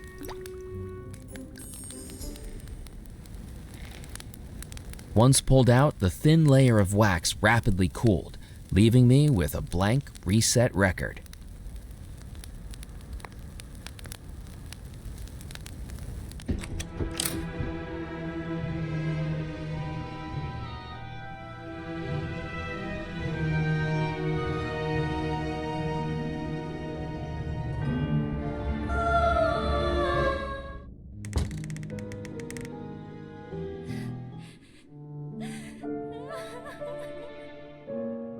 I placed the ring on the dresser. There were 3 items left.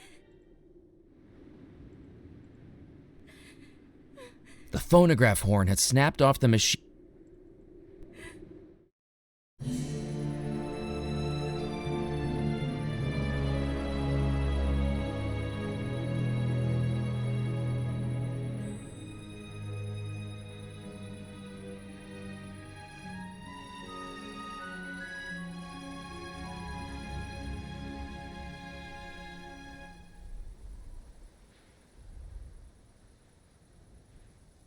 Whoa! As I rounded the corner of the balcony, I saw that the walkway had dropped away, the mortar crumbling after decades of neglect. The ground was a long way down. I assessed whether the railing would be safe to climb. With the slippery ironwork and crumbling masonry, the answer was obviously no. But I didn't have the luxury of safety. Here goes nothing.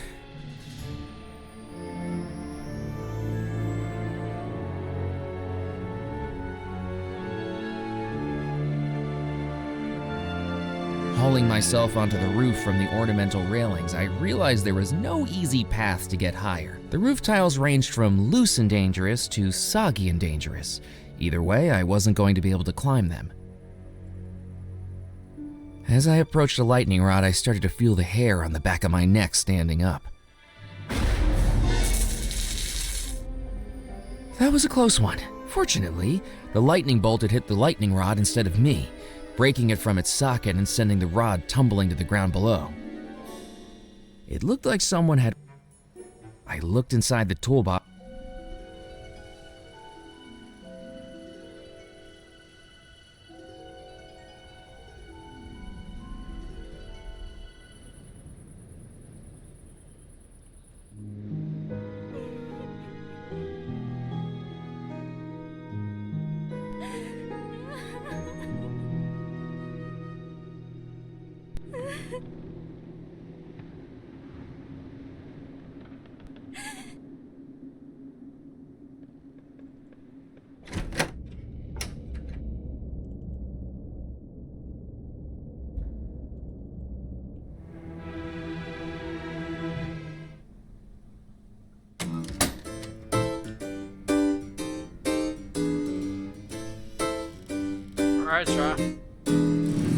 Ezra, I reset the record. Nice one, Murphy. Drop it in the recording machine and I can play a piece for you to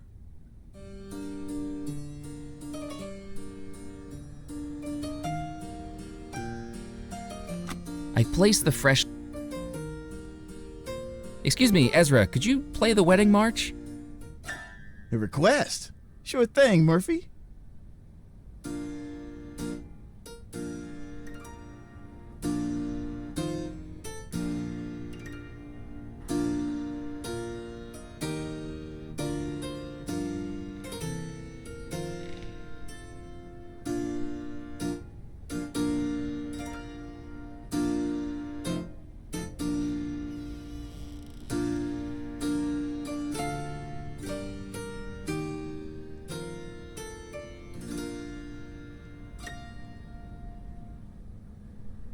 Thank you very much. I clicked off the machine and picked up the newly recorded record. I wonder if I can travel with the parasol.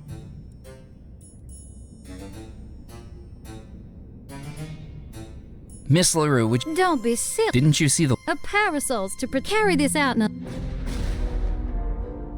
Actually... The glint in her... You're a Black Widow, aren't you?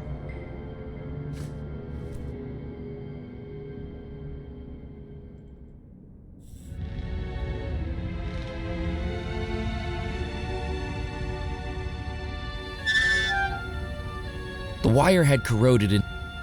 The wire had corroded in... I pulled at the wire with the... I hooked up the lightning rod.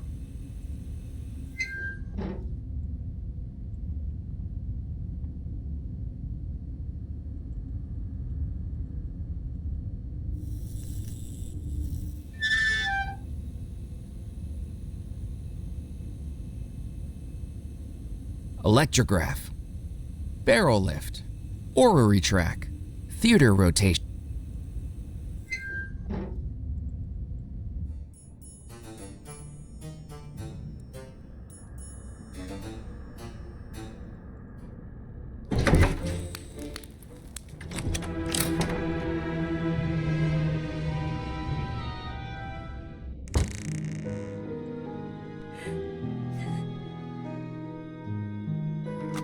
I placed the record into the phonograph, still without a horn.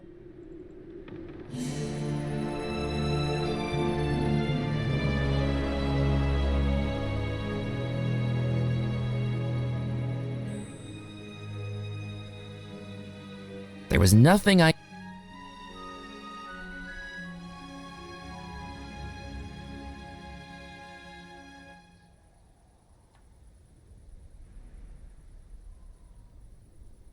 definitely didn't have.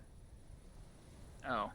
As a child, I'd once watched a traveling circus act calling himself the Great Balancerio amble his way across a high wire with only a parasol to keep him steady. With absolutely zero practice and infinitely more chance of death, it was now my turn to try it.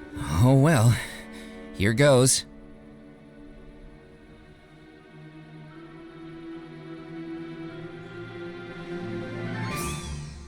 I think because it shifts your balance a bit. I don't actually know that trick how it's done. Whoa. Oh. Oh. Oh.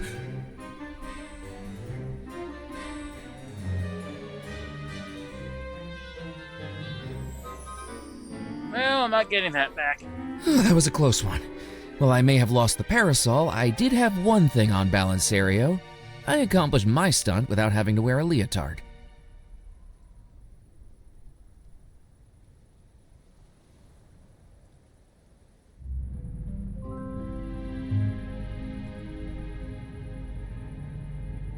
Using the feather duster, I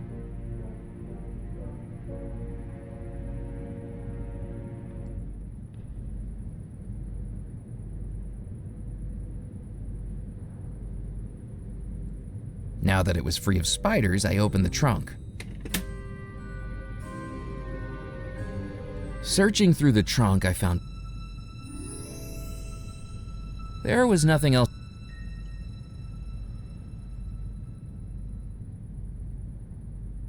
Looking through the telescope, all I could see was a blur. I soon realized why. A telescope. The globe looked more decorative.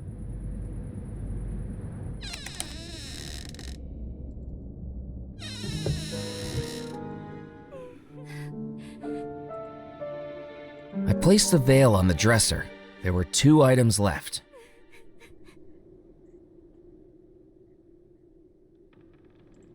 I wonder if I use my poker as a lightning rod. Are lightning rods specially made? Or are they just metal poles?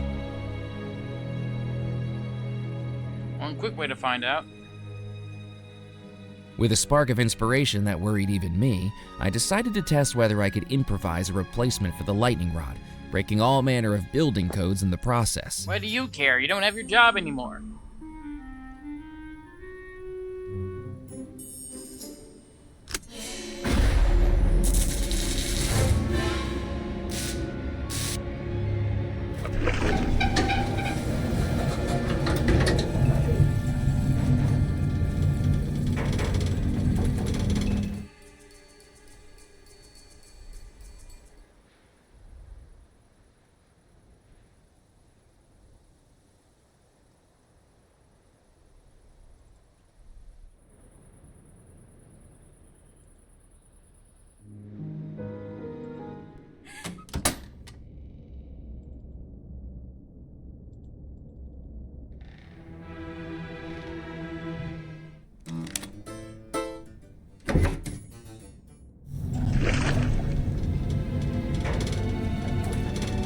With a surge of electricity from the light. So this was how they loaded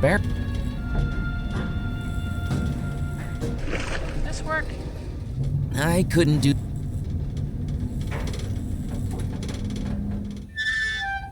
Knowing the erratic surges of electricity that must have been. Now that the wire was loose, I no longer. Knowing the erratic surges of electricity that must.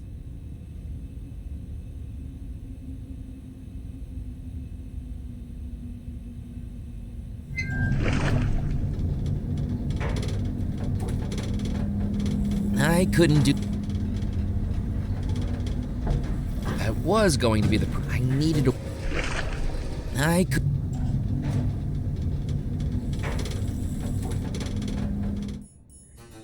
Have I s-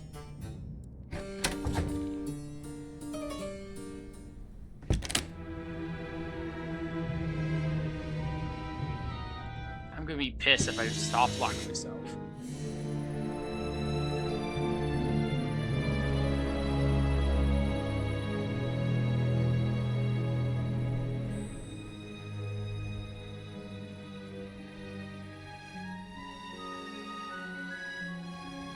I didn't want to touch the poker again. I made... Great. I can't.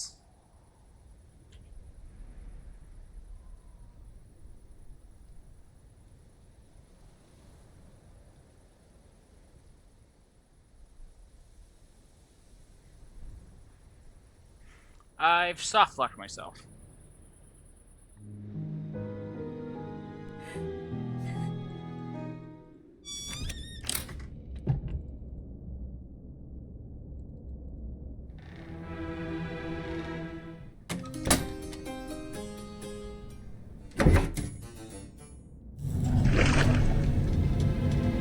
What's this? I flipped the switch and... Oh. Okay. I feel a lot better now.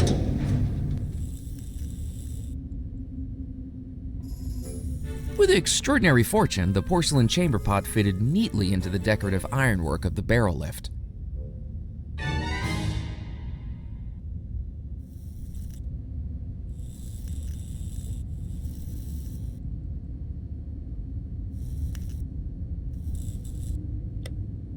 I flipped the switch and the barrel lift started up again.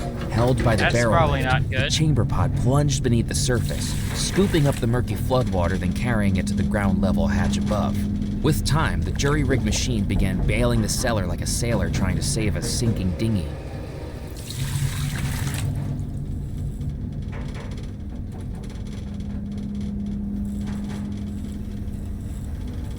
Now that I had my contraption working, I thought I'd leave the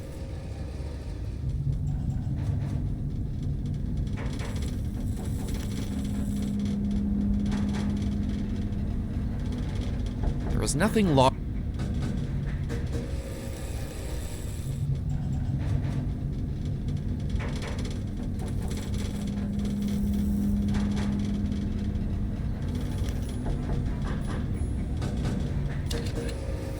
With the bottle positioned beneath it, I turned the spigot.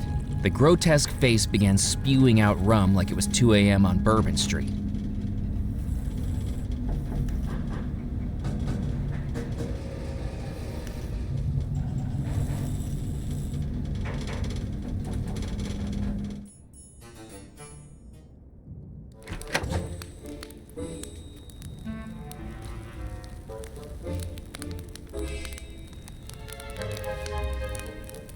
Can I top you off, Colonel? Oh, excellent.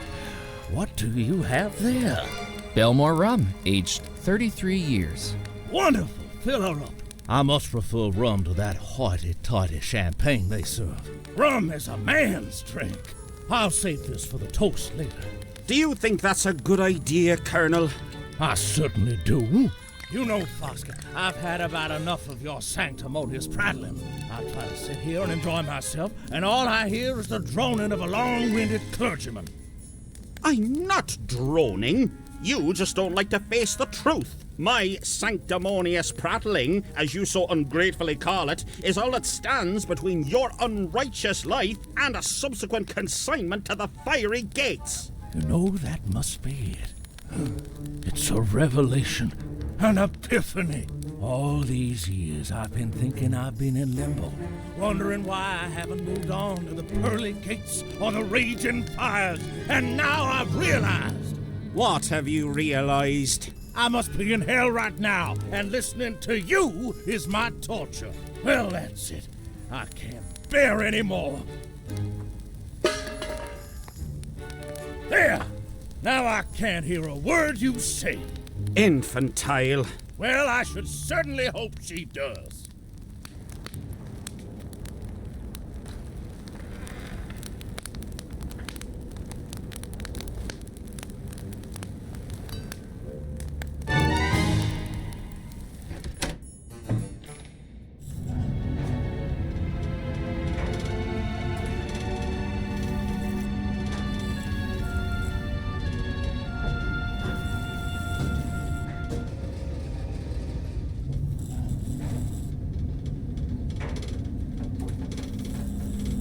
A lot of use of this glass bottle. It's mostly just filling things up.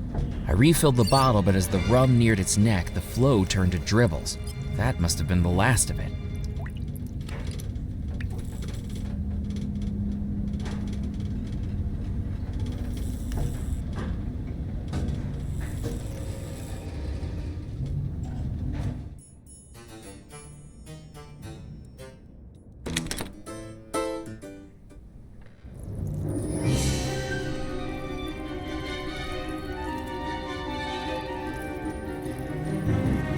I couldn't.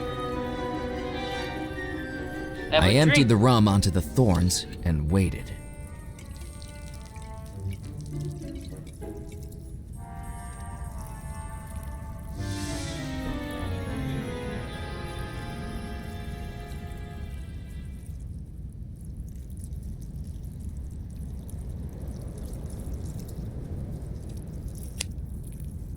Delicately, I cut.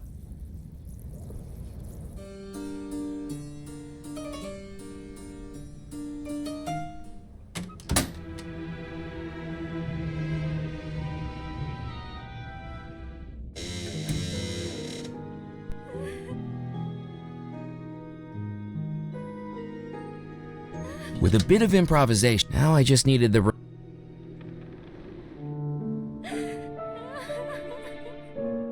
I placed the rose in the vase. The 5 wedding items.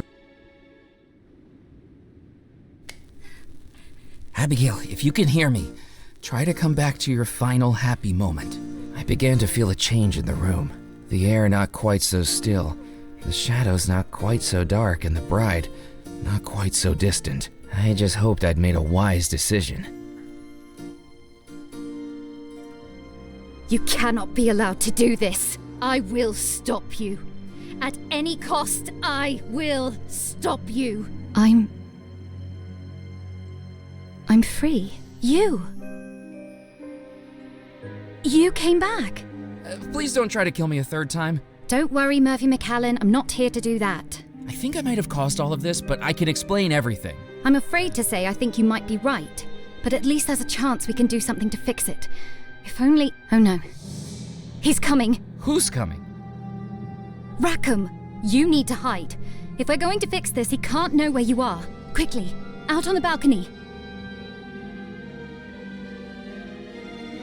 Abigail, where is he? Where is who? Don't play dumb with me, little girl. I know about your little game on the riverboat. I know that you've brought that mortal into the house. Where is he? You know, I haven't seen him. I know you're lying to me, Abigail, but it makes no matter. There's nothing any mortal can do to stop my plans. The wedding will take place tonight, and this time, you're going to say I do. I'll never marry you, Rackham. I'm afraid you won't have a choice. I've broken free of your spell before. I can do it again. I'm not so sure that's true. The love spell will take hold again, and every minute you spend broken out of it drains you more and more from ever breaking out of it again. Soon the spell will take hold of you forever, and then you will marry me. The Belmore treasure will be mine. No. You had your chance, Abigail. You chose that nightmare, and after tonight, you'll never be able to leave it again.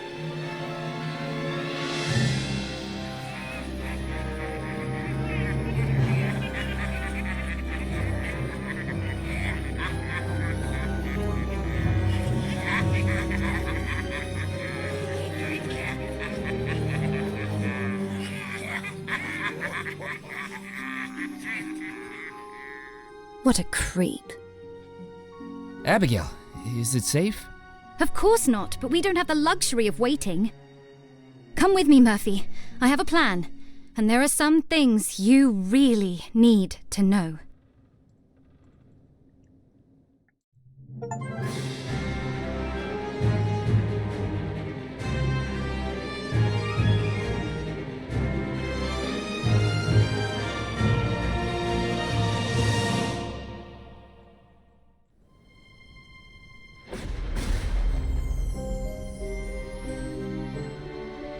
Grand Hall? Why are we back here? I suppose you have some questions for me, Murphy McAllen? Just a few. This trip to Devil's Rock isn't going anything like I planned.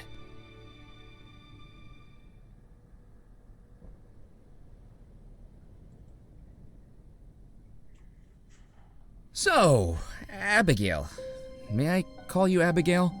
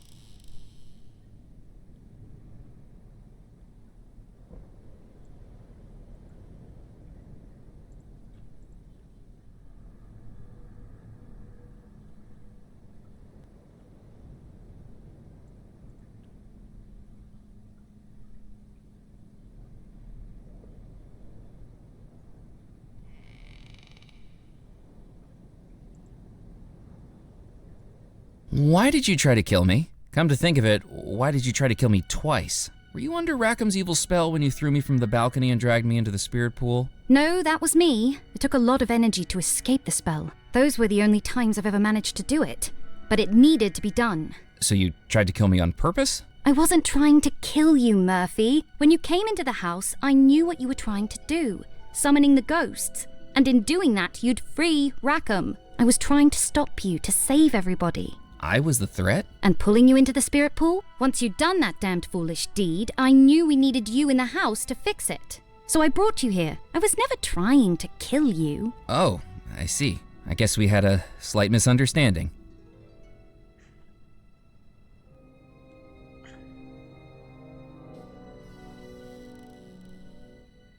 What were those faces I saw through the broken glass? Those are the faces I've seen every minute of every hour of every day for the last 33 years. Those are his punishment.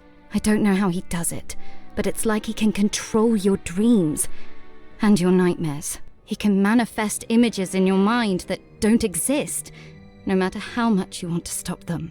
Nightmares? So he's the one that the locals have seen wandering the house. He was the only one who could, but until now, he could never leave the house, only manifest projections of himself beyond the estate. Like appearing to Dr. Moray as Aloha? That's right. Rackham was never a Loa, but he knew Moray would fall for it, hook, line, and sinker. And now look what it's led to.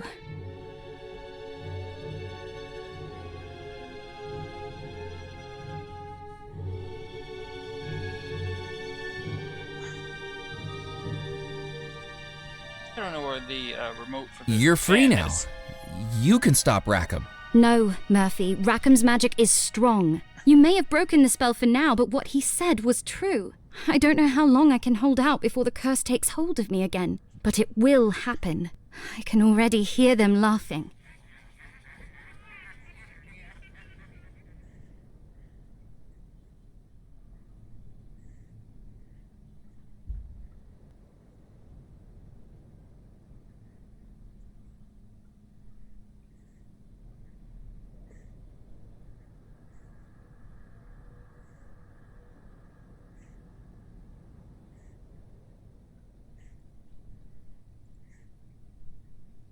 What are we going to do? I have a plan, but I need you to carry it out for me. You need to finish what you started, Murphy. You need to find the treasure of Belmore Manor. Rackham's looking for it too. You'll need to get there first. What's so important about the treasure? What do you think the treasure is, Murphy? $13 million? Unaccounted for and unclaimed? No, Murphy. The treasure is much more insidious than that. $13 million is just what my brother spent trying to contain it. Listen carefully. I need you to know something. Do you want to know what the treasure of Belmore Manor really is? My brothers meant the world to me, and I missed them dearly every time they sailed away into the Caribbean. On one fateful voyage, they'd anchored in a lagoon to replenish supplies. There was a man there, so thin and weak he looked like a skeleton. He beckoned them along the beach, led them into a cave, and showed them an unfathomable pile of gold, coins, goblets, jewelry, the riches of 1,000 looted ships, topped by a wooden coffin. That coffin held a treasure more valuable than the rest put together. The skeletal man saw a shell from the beach in the hand of my eldest brother and offered to make a trade, for he knew that the item within the coffin could not be given away. It could only be bought or traded or inherited. Ah, I see. The deal Foreshadowing. done, my brothers loaded up their ship and set sail for the nearest port. But when the dockhands opened the coffin, they fled and refused to return. Inside was a black stone that seemed to glow green from within. The locals knew a legend of a terrifying pirate captain who wielded such a black stone, able to make any who resisted his demands collapse dead before him. But that had been 2 centuries ago. Surely the pirate captain should have been long dead.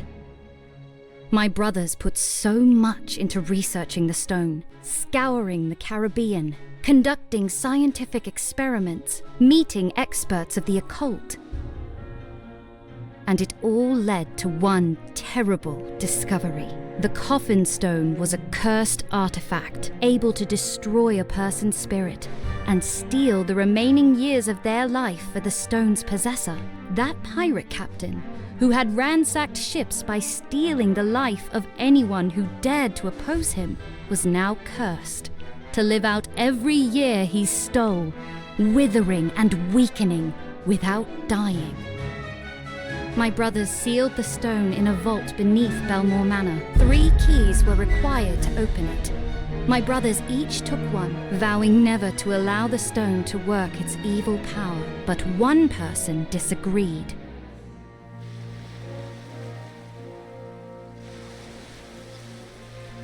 Rackham. He had seen the stone and knew what it could do.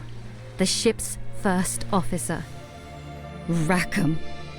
And now, he'll stop at nothing to get it, murdering my brothers, enslaving me, and killing you. This isn't quite the treasure I expected to find. Murphy, the treasure isn't $13 million. All that money went into researching the stone and then sealing it away where no one would find it.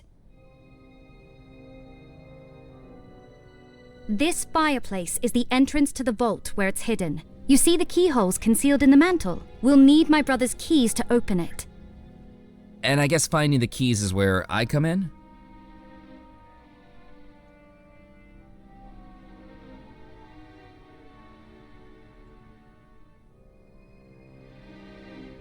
What if we just leave it sealed up? Hide the keys so Rackham can never find it? He will find it. I don't know how long it will take, but eventually he'll find it. And I won't be able to resist the curse for that long. I need you to find those keys tonight, before the wedding.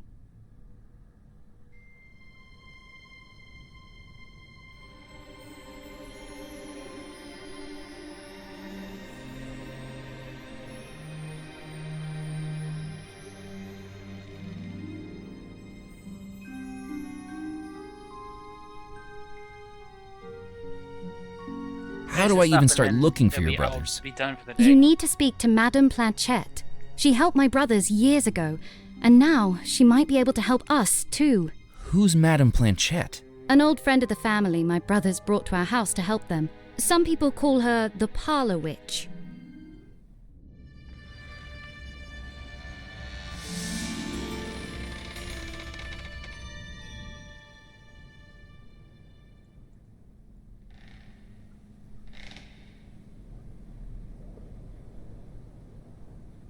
What will Rackham do if he gets control of the coffin stone? Rackham fears the judgment of death more than anything. The stone will allow him to return to flesh and blood and remain here in the mortal realm for as long as he keeps taking people's lives. He'll keep murdering people? Exactly. And it's easy to know his first targets.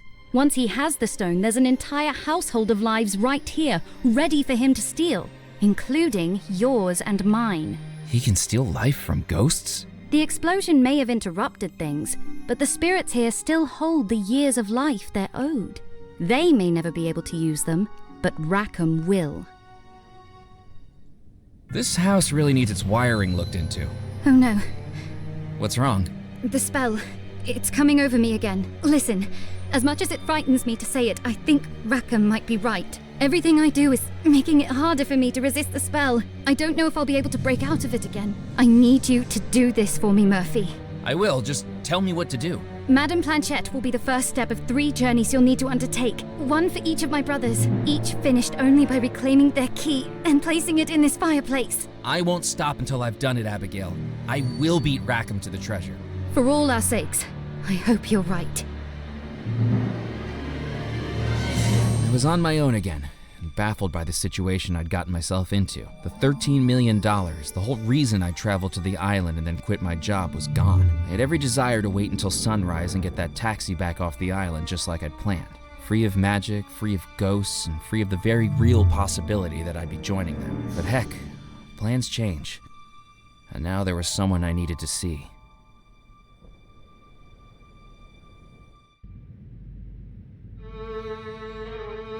May I help you? Excuse my intrusion. Abigail Belmore told me to find you. She said you may be able to help me find her brothers. Murphy McCallan, come in, come in. Sit yourself down and let me introduce myself. I am Madame Planchette, psychic medium, soothsayer of the supernatural, forecaster of fortunes. And you're the one who caused all these troubles.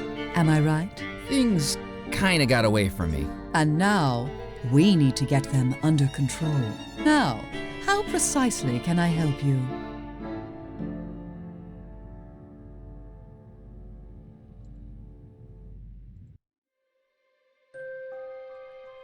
Right. I'm sorry I was late. I'm sorry I had a bit of a mess up earlier, but thank you so much for watching. I'll see you guys... Hope I can't overload things, okay. I'll see you guys Thursday for Metro 2033. Hopefully I'll get it right this time. I hope you enjoyed the stream. Hope you guys had a good rest of your day. Hope you guys stay safe. See you then.